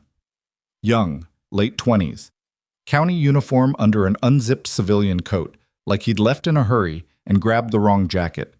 His face was the face of someone who had rehearsed this moment several times and was discovering that the actual version was considerably more frightening than the rehearsal. "Cross," he said. "My name is Noah Briggs. I'm a deputy with Absaroka County. I'm not armed." He paused. "I mean, I have my sidearm, but I haven't drawn it, and I'm not going to." Dylan kept the rifle where it was. "What do you want?" "I want to help." He said it simply, no performance attached, which was the only reason Dylan's trigger finger stayed where it was. "I reached out to a journalist named Jana Holloway 8 months ago. She's been building a parallel file on the county placement irregularities. She doesn't have what you have, but she has corroboration, names, dates. She's been waiting for something solid to attach it to." "How did you find us?" "I know these trails." He glanced at Emma. Something moved through his face, recognition, not of her personally, but of something she represented. His jaw tightened. "I've been following the search teams all night. When the teams on the north perimeter suddenly got recalled, I figured you'd made it into the federal boundary." "They were recalled," Dylan said, 20 minutes ago. "All units called back to Harrow. The sheriff didn't explain it over radio." Noah lowered his hands slightly, then caught himself and raised them again. Something happened. Something scared him. The upload, Dylan thought. The federal authorization request. Mercer had a contact somewhere in the chain, had to have one, given how fast and how specifically the department had moved tonight. And that contact had told him the federal machinery was spinning up. Mercer had pulled his people in because he needed them close, needed to control the narrative from inside his own department before the federal layer descended on top of it. Dylan lowered the rifle. "How long have you known?" he asked. Noah Briggs put his hands down. He looked at the snow between them for a moment. "My sister went into the system when I was 16. She was 12. Our parents both... It doesn't matter. She went in and she came out the other side into one of the county placements, and then her file went quiet." He looked up. "I got this job because I thought if I was on the inside, I'd be able to find something. I found things. I just couldn't..." He stopped. "I told myself I was waiting for the right moment. I think I was actually just scared." Dylan looked at him long enough to make it a judgment, not a glance. Noah held it. "Okay," Dylan said. "Get behind me." The fire lookout tower was a 60-foot structure on a granite outcrop that gave it an additional 30 feet of effective height above the surrounding tree canopy. The access ladder was padlocked at the bottom, which took Dylan approximately the same amount of time to address as the dead man's cabin door had. The interior platform at the top was enclosed, barely, by a structure that had been built for function rather than comfort. 4 walls, a low ceiling, windows on all sides, a fold-down observation table bolted to the north wall. It was also the highest point for 3 miles in any direction, which made it both easy to find and difficult to approach without being seen from above. Dylan made that calculation before he took them up, and decided that the visibility advantage outweighed the exposure risk. If Mercer's people were coming, he wanted to see them coming. And if federal assets were moving toward this location, he needed to be findable. There was a difference between being found by the right people and being found by the wrong people. 60 feet of elevation and windows on all sides helped manage that difference. Emma climbed the ladder without being asked and without comment, which Dylan had stopped being surprised by. Rex went up, strapped to Dylan's back in a configuration that Rex tolerated with the resigned dignity of a professional who understood that the mission occasionally required indignities. Harlan climbed slowly but steadily, one rung at a time, favoring his hip. Noah Briggs went last, checking the perimeter once more before ascending. At the top, the wind was significant. Dawn was beginning. Not sunrise yet, but the particular shift in the dark that precedes it, the world going from black to something that was almost blue. The snow had finally stopped. The clouds were breaking apart in the west and through the gaps in them, stars. Dylan sat up at the north window with his rifle and the radio and ran a scan of the terrain below. Forest, unbroken, going dark green and then black in every direction except the south, where the cleared area around the old county road showed as a pale stripe through the trees. Nothing moving. He keyed the radio. "Garrett, we're at the tower. What's the ETA on federal assets?" A pause that was slightly too long. "Garrett, there's a complication." Dylan waited. "Langston's office made contact with FBI Directorate 40 minutes ago. Fishing expedition. They want to know the status of any active operations in Wyoming. That kind of call, at that hour, means he knows something is moving. He's got someone inside." "How far inside?" "Unknown. Voss thinks her direct authorization chain is clean, but the moment those assets roll, there'll be radio traffic that someone could intercept. If Langston's people get there before Voss's people, they'll sanitize it," Dylan said. "The whole scene. The mill. Us. Everything." "That's the concern, yeah." Dylan looked at the radio for a moment, then at Emma, who was sitting on the fold-down table against the north wall with Rex's head in her lap and her hands moving slowly through his fur. She was watching Dylan's face. She'd been watching his face the whole conversation, reading him the way she read everything, directly, without pretense. "How long for Voss?" Dylan asked. "She's 2 hours out with a 4-vehicle federal convoy. Local assets are compromised, so she's driving people from Cheyenne herself." 2 hours. In 2 hours, the sun would be fully up, the terrain would be fully visible, and whoever Langston had watching would have had 2 hours to react. Noah Briggs was looking at Dylan from the south window position. "There's another option," he said. Dylan looked at him. "Jana Holloway, the journalist I mentioned. She's been sitting on her corroborating file for 8 months because she didn't have anything solid enough to publish without being sued into the ground." He pulled out his phone. "If I send her what you uploaded, if it goes out publicly, through her before anyone can stop it, Langston can't sanitize something that's already in print." Dylan said nothing. "I know you're looking at me like I'm the guy who might be playing both sides," Noah said. "I would be looking at me the same way. But I spent 4 years in that department watching things that didn't add up and telling myself it wasn't my problem, and my sister is still missing, and I'm done waiting for the right moment because the right moment doesn't come. You wait for it, and people die while you're waiting." He said it flatly, without heat, which was more convincing than if he'd been angry about it. Dylan looked at Emma. Emma looked at Noah. "Your sister," Emma said. "What was her name?" Noah blinked. Kara Briggs."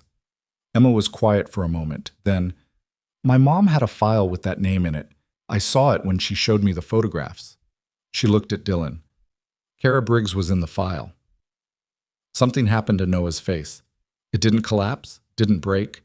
It went very still in the way faces go still when a person receives information that they have been bracing for and dreading for years and are now, finally, holding. His throat moved. Dylan gave him 3 seconds. Then, "Give me the phone, Pocha." The file went to Jana Holloway at 5:17 a.m. She published the first piece, a tight, precisely sourced breaking news article, at 5:49 a.m. Not everything, not the photographs, which required legal review she didn't have time for, but the financial records, the placement data, Rachel Holloway's annotated summary, and the account connections to Langston's pack. Enough. More than enough. The kind of sourced, documented journalism that doesn't get retracted because there's nothing to retract. By 6:15, 3 national news organizations had picked it up.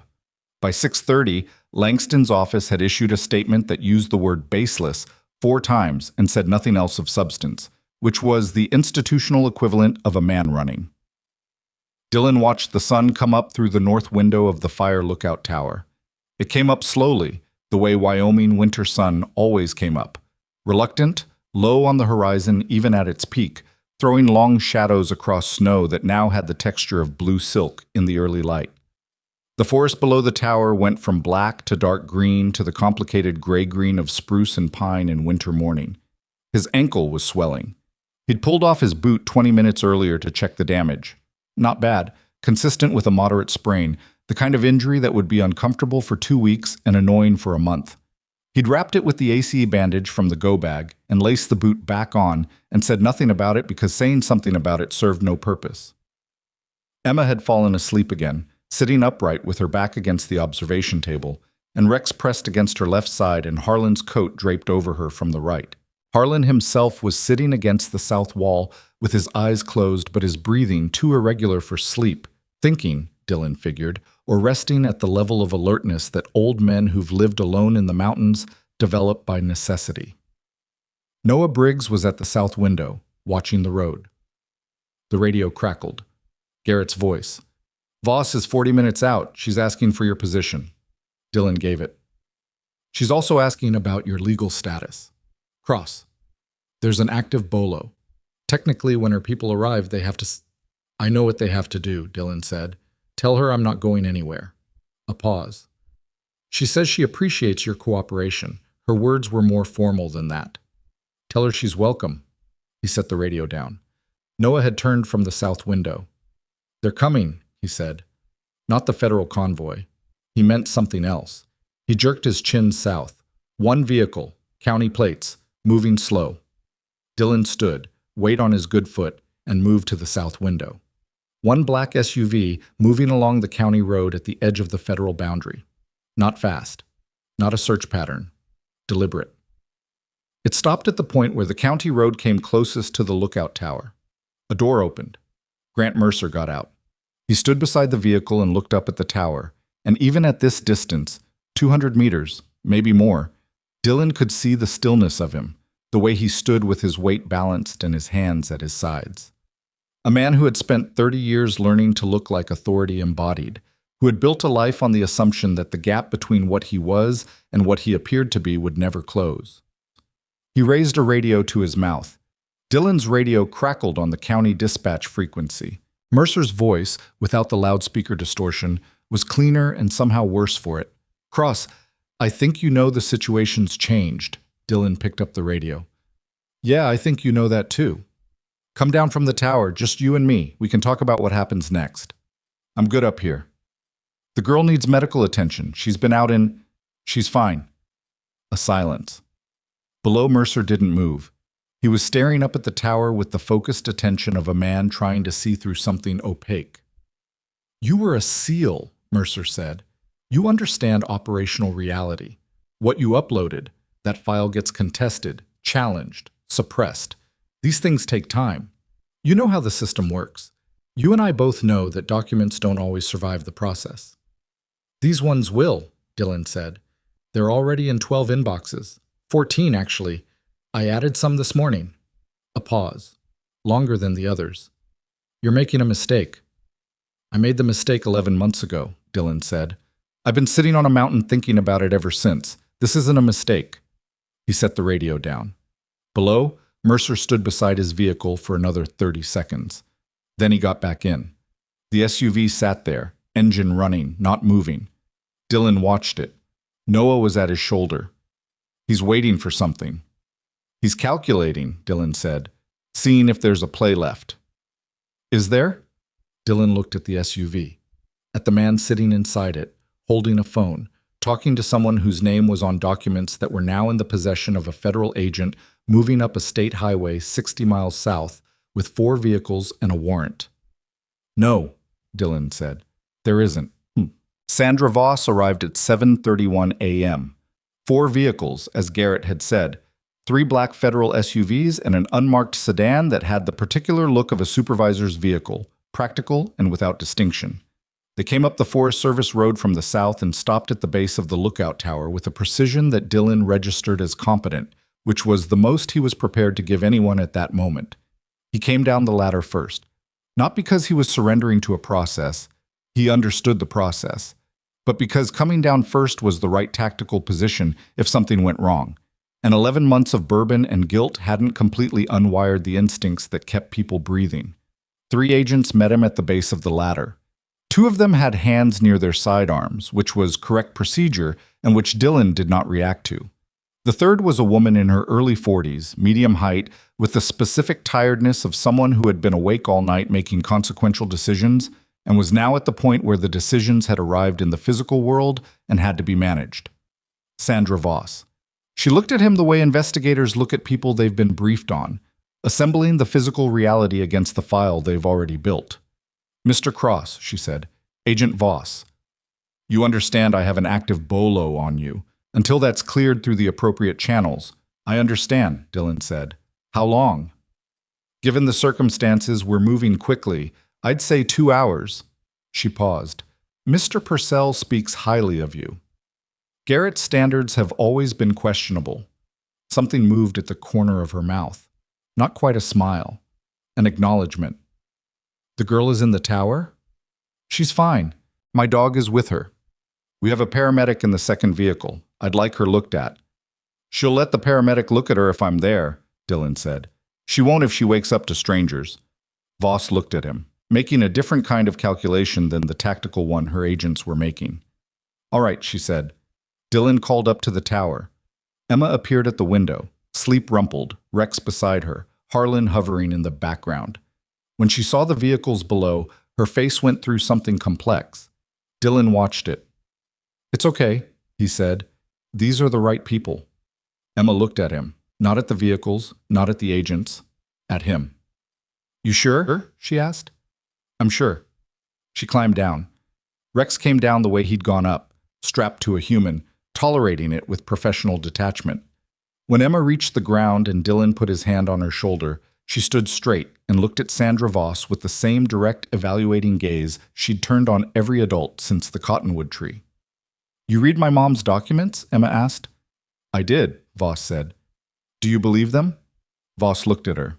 "Yes, I believe them." Emma nodded once. "Okay."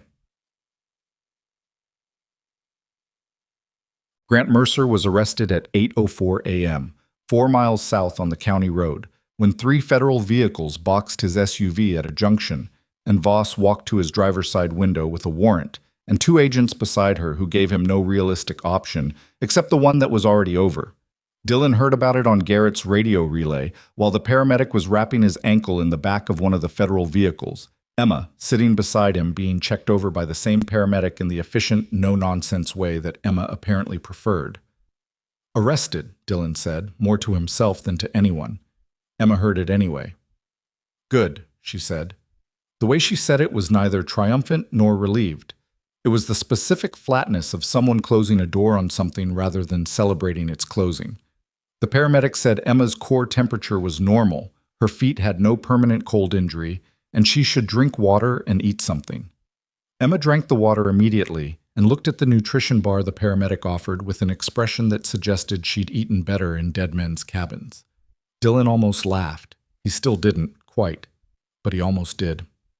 The debriefing took place over several hours in a mobile command unit that Voss's team set up at Harlan's property, which Harlan consented to with the particular graciousness of a man who had decided this was now the most interesting thing that had ever happened to him. Sandra Voss ran the debrief. Across a folding table from Dylan, with a recorder between them and 2 agents taking notes on laptops, she went through every hour of the preceding night in a sequence that was meticulous and exhausting and necessary. Dylan answered everything directly, omitting nothing. The tactical decisions, the radio contact with Garrett, the sawmill, the tunnels, the satellite communicator, the upload. He didn't editorialize.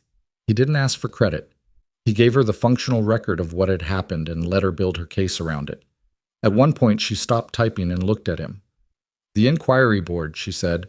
"After your last mission, The finding was operator error in the field. Dylan looked at her. That's what it said.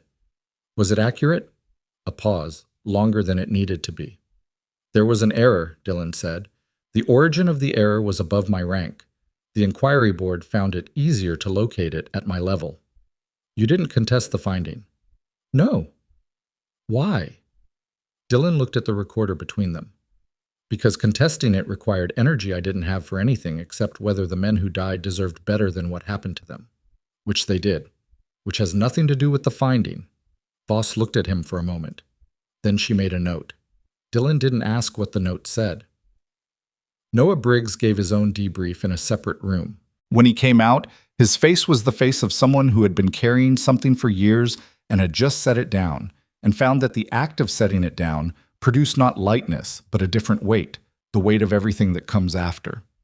Dylan said nothing to him about it. He sat beside him in the hallway of Harlan's house, and they were quiet together for a while, which was its own kind of acknowledgement. At noon, Sandra Voss sat across from Emma in Harlan's living room, Dylan present at Emma's specific request, and conducted the most careful, deliberate interview Dylan had ever witnessed. Voss spoke to Emma the way very few adults spoke to children, which was the same way she spoke to adults, directly, without condescension, waiting for the actual answer rather than the answer she was steering toward. Emma answered everything. She described the argument she'd heard between her parents. She described the shot. She described running. She described the hollow cottonwood tree and the cold in Rex's nose at the opening of the hollow, and what she'd said to Dylan when he found her, and what she'd memorized at her mother's instruction. She spoke for 90 minutes without stopping except when Voss asked a clarifying question. Her voice was steady the entire time except once, when she described the sound of the shot itself, when it went fractionally smaller for a single sentence, and then came back. Voss concluded the interview, clicked off the recorder, and said, Emma, you did something tonight that most adults would not have been able to do. I want you to know that. Emma looked at her. I know, she said, without arrogance, without performance, just factual. She'd known since the cottonwood tree what she was doing and why and what it cost. She didn't need to be told. She was accepting the acknowledgement because refusing it would be its own kind of pretense. At 2 p.m., word came through from Garrett that Senator Victor Langston had issued a second statement, this one significantly longer and significantly more defensive, and that 3 members of his staff had, in the preceding 4 hours, retained personal legal counsel. At 4 p.m., the bolo on Dylan Cross was formally lifted. He didn't feel anything when Voss told him, which was its own kind of telling, the absence of relief in a moment that should have produced it. He'd been running toward something, not away from something, and the removal of the official designation of guilt didn't change the direction he'd been moving.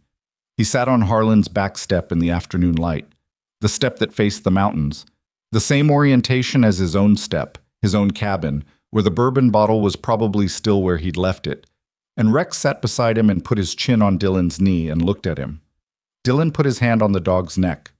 Yeah, he said, to the dog, to the mountains, to whatever quiet thing was listening. I know. Emma came out of the house and sat on his other side.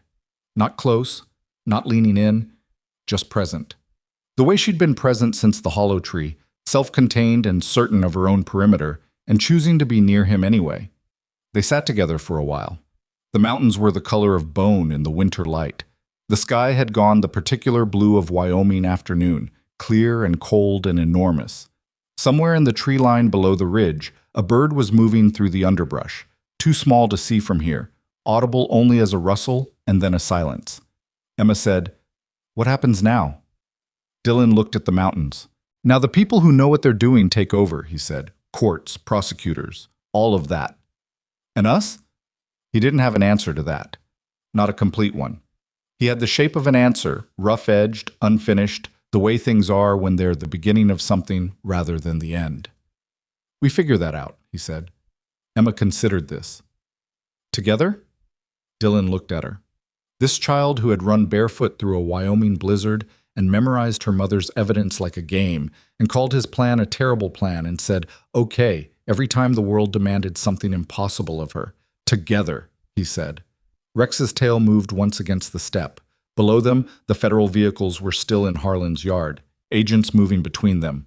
The machinery of consequence running on the momentum of what a woman named Rachel Holloway had put into a waterproof box beneath a stone hearth, and what her daughter had memorized, and what one morning a retired soldier had followed his dog into a snowstorm and found. The afternoon held. The federal vehicles left Harlan's property at dusk. Not all at once, they peeled off in intervals, the way official things disengage when the immediate crisis has resolved, and the longer institutional machinery takes over.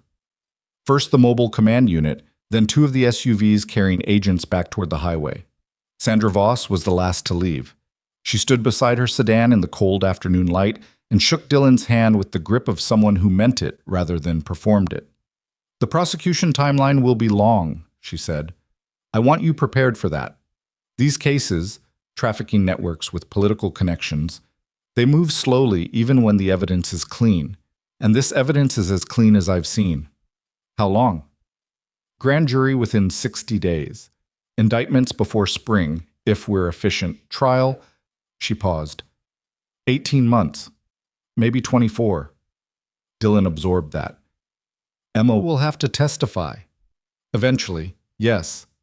Voss looked past him toward the house, where Emma was visible through Harlan's kitchen window, sitting at the table with a bowl of something Harlan had heated up, Rex at her feet.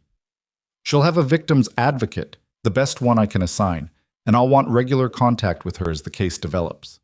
She looked back at Dylan. "What's your plan for her?" Dylan was quiet for a moment. "Working on it." Voss studied him. "Mr. Cross, I've been doing this for 14 years. I've seen children come out of situations like this, and I've seen what they need, which is usually one consistent adult and one consistent place in a significant amount of time." She stopped. "You seem to already understand that." "I'm learning," Dylan said. Voss got in her car. She rolled the window down before she pulled out. "The inquiry board finding from Fort Bragg. I looked it up after the debrief." She held his gaze. "That decision came from above your rank." Dylan said nothing. "Someone who knows those things should know they're known," Voss said, and she drove away. Dylan stood in Harlan's yard in the gathering dusk for a while after that, his hands in his jacket pockets and his bad ankle aching at a steady, manageable level, the mountains going dark above the tree line. He breathed. He breathed like a man who'd been holding his breath for 11 months and was only now noticing that he'd stopped. The first week was logistical in the way that all difficult things eventually become logistical. Forms, phone calls, temporary custody arrangements, a social services supervisor from the state level who drove up from Cheyenne and spent 4 hours at Harlan's kitchen table reviewing the situation, and who was, to her credit, primarily concerned with Emma's welfare rather than procedural tidiness. Emma was present for parts of those conversations, which the supervisor initially objected to and then stopped objecting to after 5 minutes of watching Emma operate. "She's not a typical case," the supervisor said to Dylan in the hallway, in the way adults comment on children to other adults when they think the child can't hear, which was an error because Emma could always hear. "No," Dylan said. "She'll need a therapist, a good one, not the school-assigned kind, someone with trauma specialization." "I know." "You're not a licensed foster parent, Mr. Cross." "The temporary arrangement is—" "I know what it is," Dylan said. "What do I need to do to make it permanent?" The supervisor looked at him. She had the specific expression of someone who deals daily with adults who say things they don't mean, testing to see if Dylan was one of those. He wasn't. "I'll send you the packet," she said. Noah Briggs drove up from Harrow the next morning with a box of Emma's belongings from the Mercer house. Not many, because nobody had been into the house yet, and Noah had taken only what he could carry in one trip without a warrant. But there were clothes, and a stuffed rabbit that Emma received without comment, and carried to the room Harlan had set up for her without any explanation of what it meant to her, which was fine. It didn't need one. He also brought, sealed in an evidence bag that Voss had authorized him to transfer, Rachel Holloway's personal phone. Not the contents, those were in federal evidence, but the device itself, and one printout that Voss had specifically cleared, a photograph from Rachel's camera roll taken at what appeared to be a hiking trail, Emma at maybe age 6 on her mother's back, both of them laughing at something outside the frame. Noah handed Dylan the evidence bag. Voss said Emma should have the photo, not the phone, just the photo. Dylan took it. He stood in Harlan's hallway with the printout in his hands and looked at Rachel Holloway's face. He hadn't seen it before except in the clinical context of the documentation, ID photos, record photos. This was different. This was a woman mid-laugh on a hiking trail with her daughter on her back, and she looked like someone who loved the particular life she was living even while she was somewhere underneath it, quietly terrified of what she knew and what she was building evidence against. He put the photo on the table in Emma's room without ceremony. Emma saw it. She picked it up. She looked at it for a long time, and then she set it on the windowsill where the morning light would reach it, and she didn't say anything, and Dylan didn't either. Grant Mercer was formally indicted on 6 counts: first-degree murder, conspiracy, trafficking facilitation, obstruction of justice, and 2 counts related to the misuse of law enforcement authority, 14 days after his arrest. The indictment was unsealed at 9 a.m. on a Tuesday and was the leading story on every major national news outlet by noon. Dylan watched the coverage on Harlan's television, which got 3 channels clearly and 2 more if you held the antenna at a specific angle and didn't breathe on it. Emma sat beside him on the couch with Rex between them and watched the coverage with the focused attention of someone studying something they've earned the right to understand. The anchor read the charges in the measured cadence of broadcast journalism, and when she got to the first-degree murder charge, the camera cut to a file photo of Grant Mercer at a county fair event, shaking someone's hand, teeth showing, the flag of the state of Wyoming behind him. Emma looked at the photograph for exactly as long as it was on screen. Then she looked away. "Okay," she said, quietly. To herself, or to her mother, or to the specific closed door of the chapter that photograph represented. Rex put his head in her lap. Senator Victor Langston was indicted 3 weeks after Mercer. Federal charges, a longer list, the kind of charges that take longer to build and hit harder when they land. His legal team issued a statement of denial that was 22 paragraphs long and contained, as far as Dylan could parse it, no actual information. Langston himself appeared briefly on the steps of his Washington office and said nothing, which was the first honest thing he'd done in connection with any of this. Jana Holloway's reporting won a National Journalism Award 8 months later. She dedicated the award to Rachel Holloway in a sentence that was short and specific and did not try to be beautiful, which made it more beautiful than if it had tried. What? The foster certification process took 4 months. Dylan did not find it easy or fast or simple, which was appropriate, because the state of Wyoming's position was that the threshold for becoming a licensed foster parent should not be easy or fast or simple. And Dylan agreed with that position even when it was inconvenient to him personally. He drove to Cheyenne twice for in-person assessments. He completed a 40-hour training course in a church basement in Harrow.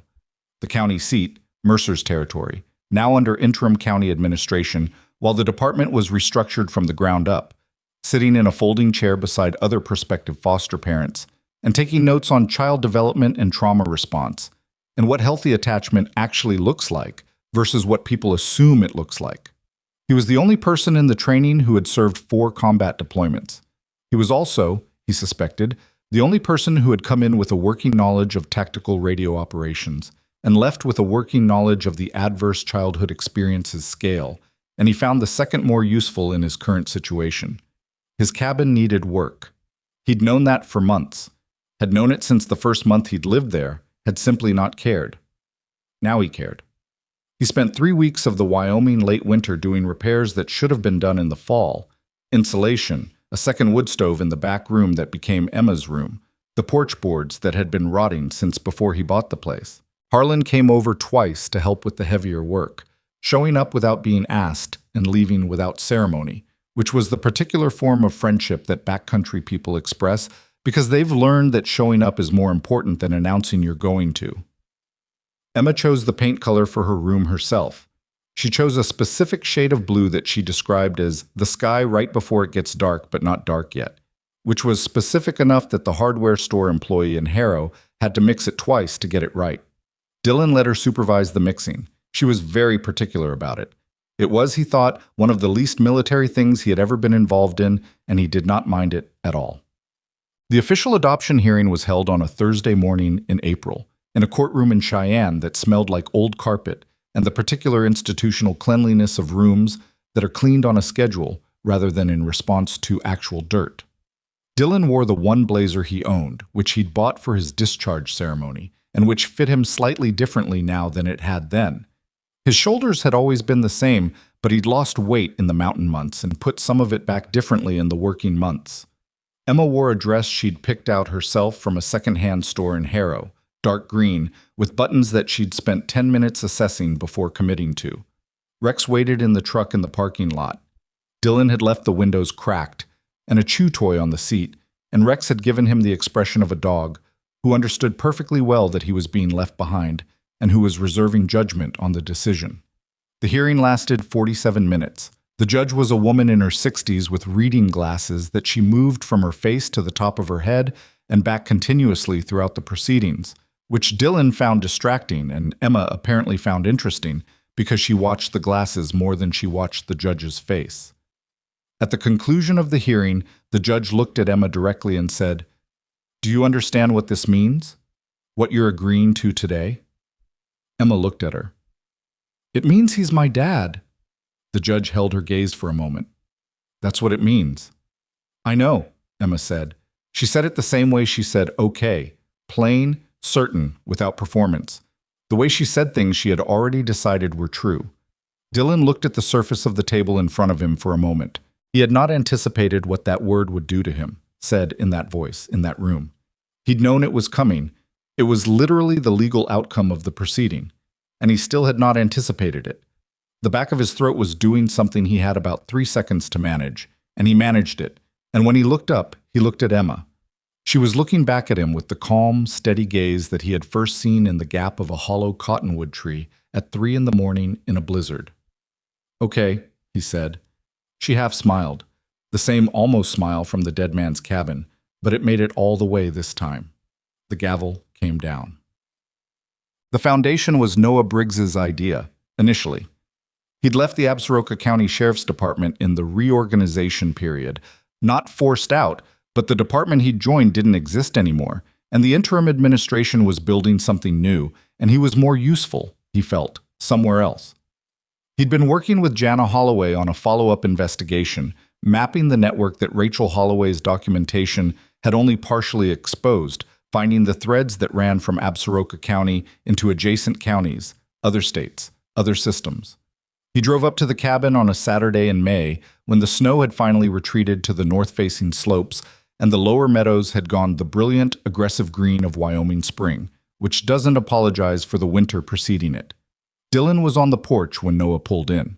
Rex was in the yard doing something to a stick that involved considerably more violence than the stick had done anything to warrant. Emma was inside finishing a school assignment that she'd been working on since morning. She'd enrolled in the Harrow District's distance learning program, which had been simpler and more functional than Dylan had expected, possibly because the alternative school options at their elevation were essentially non-existent. Noah got out of his truck and leaned against the hood and looked at the mountains for a moment before he said anything. "Jana and I have been talking," he said, "about what comes after the prosecution, because the prosecution ends and there's still a system, the same system Rachel was working inside. It doesn't get rebuilt overnight just because Mercer and Langston are in court." "No," Dylan agreed. "There needs to be something that works alongside it, independent oversight, advocacy. People who know what the pressure points are and have the access and the skills to push on them without going through official channels that can be adjusted." He stopped. "I don't know what that looks like exactly, but I know it needs to exist, and I know that between you and me and Jana and Garrett—" He paused. "Did you know Garrett has federal oversight experience?" I had a guess. "He's interested. He reached out." Noah looked at Dylan. "I'm just asking if you'd be willing to sit in a room and think about it." Dylan looked at the mountains.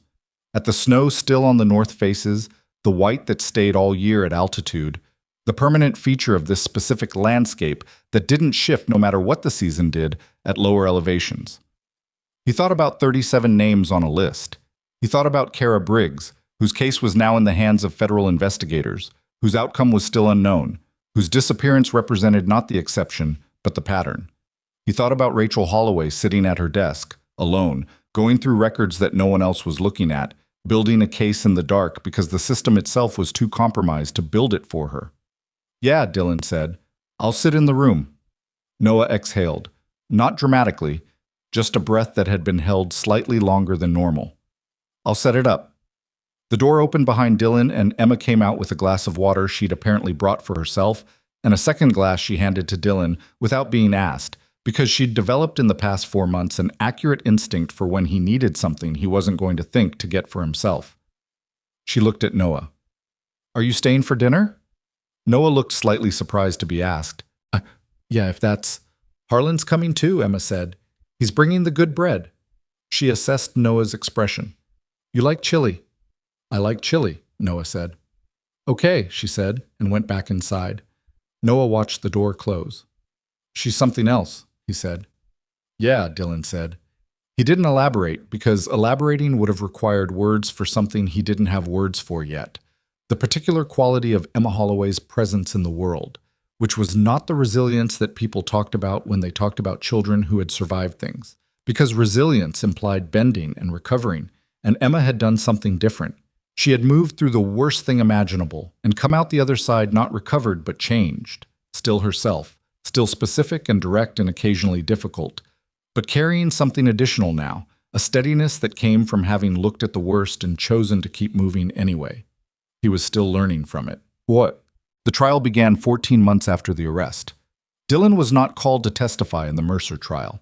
The evidentiary record was sufficiently complete without his account, and the prosecution preferred to keep the narrative clean of the Bolo complication, which had been formally explained and resolved in pretrial filings, but which a defense attorney could theoretically wave around in front of a jury. Dylan understood that decision and did not argue with it. He was in the courtroom for every day of the trial anyway.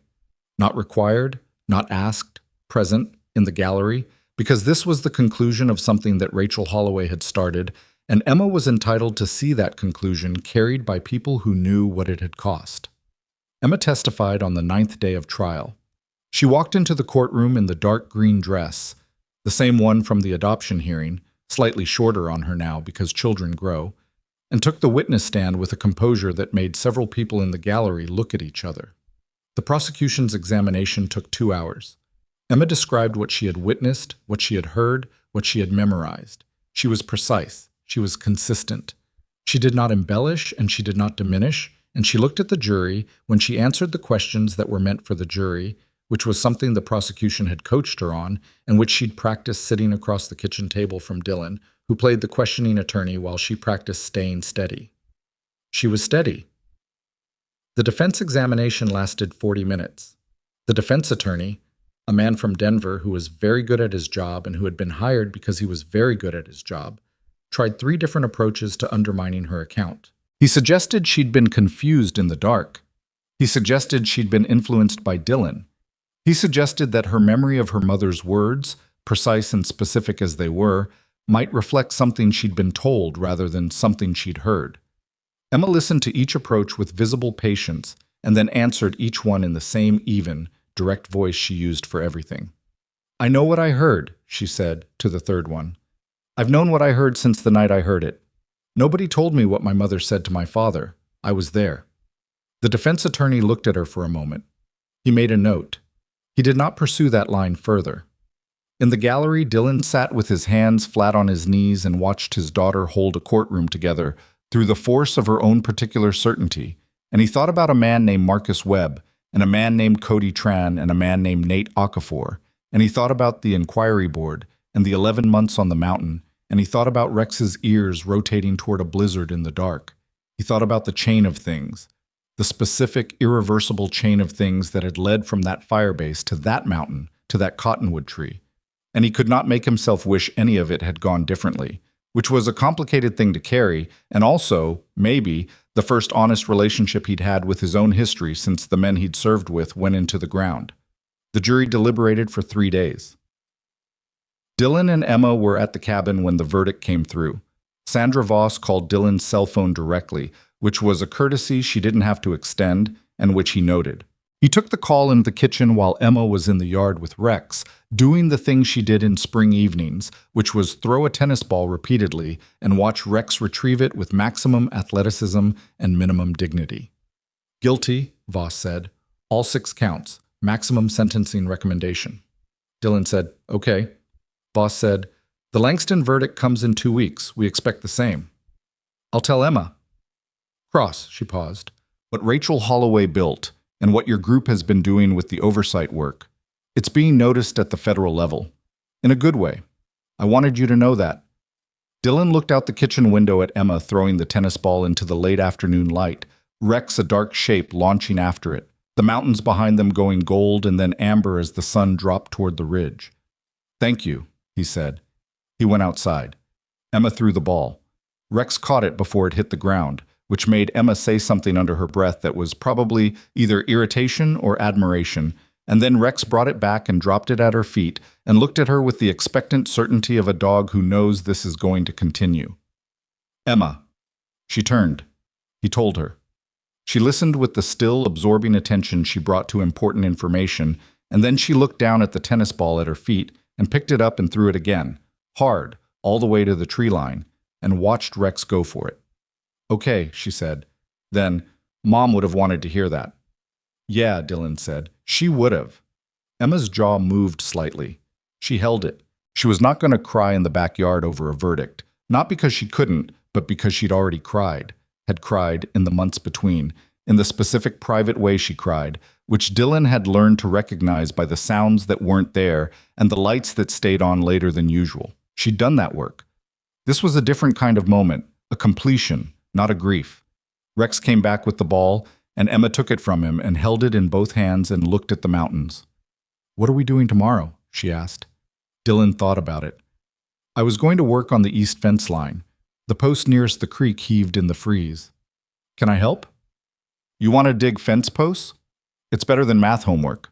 That's a very low bar, Dylan said. Is that a yes? Yeah, he said. That's a yes. Rex sat between them and looked at the mountains with the same expression he brought to everything. Attentive, present, without particular agenda, satisfied by the immediate fact of being where he was, with the people he had decided were his. The sun finished its descent. The mountains went from amber to the specific dusty rose of Wyoming dusk, and then to gray, and then to the deep blue that Emma had once tried to describe to a paint store employee as the sky, right before it gets dark, but not dark yet. She'd been right. That was exactly the color. A year and a half after a blizzard that was supposed to erase a child, the Holloway Cross Foundation reported that its network of independent case monitors had identified and flagged 41 children across 6 states, whose placement records showed patterns consistent with the methodology Rachel Holloway had first documented. 39 of those cases resulted in successful federal intervention. 2 were still active at the time of reporting. Dylan Cross continued to live in a mountain cabin in Wyoming. He fixed the east fence line. He drove Emma to school 3 days a week and picked her up on the days she didn't take the district bus. He answered the phone when Garrett Purcell called about the foundation, and when Sandra Voss called about cases, and when Harlan Stokes called about nothing in particular, which was its own kind of important call. He did not finish the bottle of Maker's Mark that had been on the back step that night. He moved it to a shelf. He left it there. He was not sure what that meant, and he had decided, over time, that he did not need to be sure. Rex turned 11 the following spring and developed an arthritis in his back left hip that slowed him down on cold mornings. He still retrieved tennis balls. He was less theatrical about it. He slept at the foot of Emma's bed most nights and at the foot of Dylan's when Emma was at a school function. He had allocated himself between them with the equitable precision of a retired professional who understood his remaining responsibilities and took them seriously. Emma Holloway Cross was 9 years old when a blizzard tried to take her. She was 11 when she testified in a federal courtroom and brought down a man who had believed himself unreachable. She was 14 when she told a classroom of students, a school presentation, voluntary, her own initiative, what her mother had done and what it had cost and what it had eventually made possible. She was not performing courage when she said it. She was simply reporting what she knew, which was what she had always done. She kept the photograph on her windowsill. In every room she ever lived in, the photograph went on the windowsill where the morning light could reach it. Winter came back the way it always did in that part of Wyoming, early and without apology, the first snow arriving in late October and settling in for the duration. Dylan stood on the back porch the morning of the first real snow and watched it come across the ridge, the way it always moved, sideways first and then down. And Rex stood beside him doing what he always did, ears up, nose working, reading the air for things the human standing next to him wasn't equipped to catch. Inside, Emma was making coffee. She'd learned how that summer. She made it slightly too strong, which Dylan had decided was a preference rather than an error, which was the distinction between things you fix and things you live with. The snow reached the cabin. The yard went white. The tree line softened and the mountains disappeared behind the weather, and the world went quiet and immediate and close, the way it does when winter comes down from the peaks and reminds everything living beneath it that it was here before them and will be here after. Dylan put his hand on Rex's neck. The dog leaned into it. The door opened behind them, and Emma appeared with 2 mugs, handed one to Dylan, and stood beside him looking at the snow. "Starting early this year," she said. "Yeah. Is that going to be a problem?" Dylan looked at the storm, at the tree line going white, at the yard they'd fixed the fence on and the porch he'd repaired and the cabin that was held together partly by maintenance and partly by the accumulated decision to keep living in it. "No," he said. Emma sipped her coffee. Rex sat between them. The snow came down. The worst nights don't announce themselves. They arrive in the dark, in the cold, in the silence between one moment and the next. But so do the people who will walk into that dark and find you. One act of courage can expose unimaginable evil. One act of compassion can build something the darkness never gets to take back.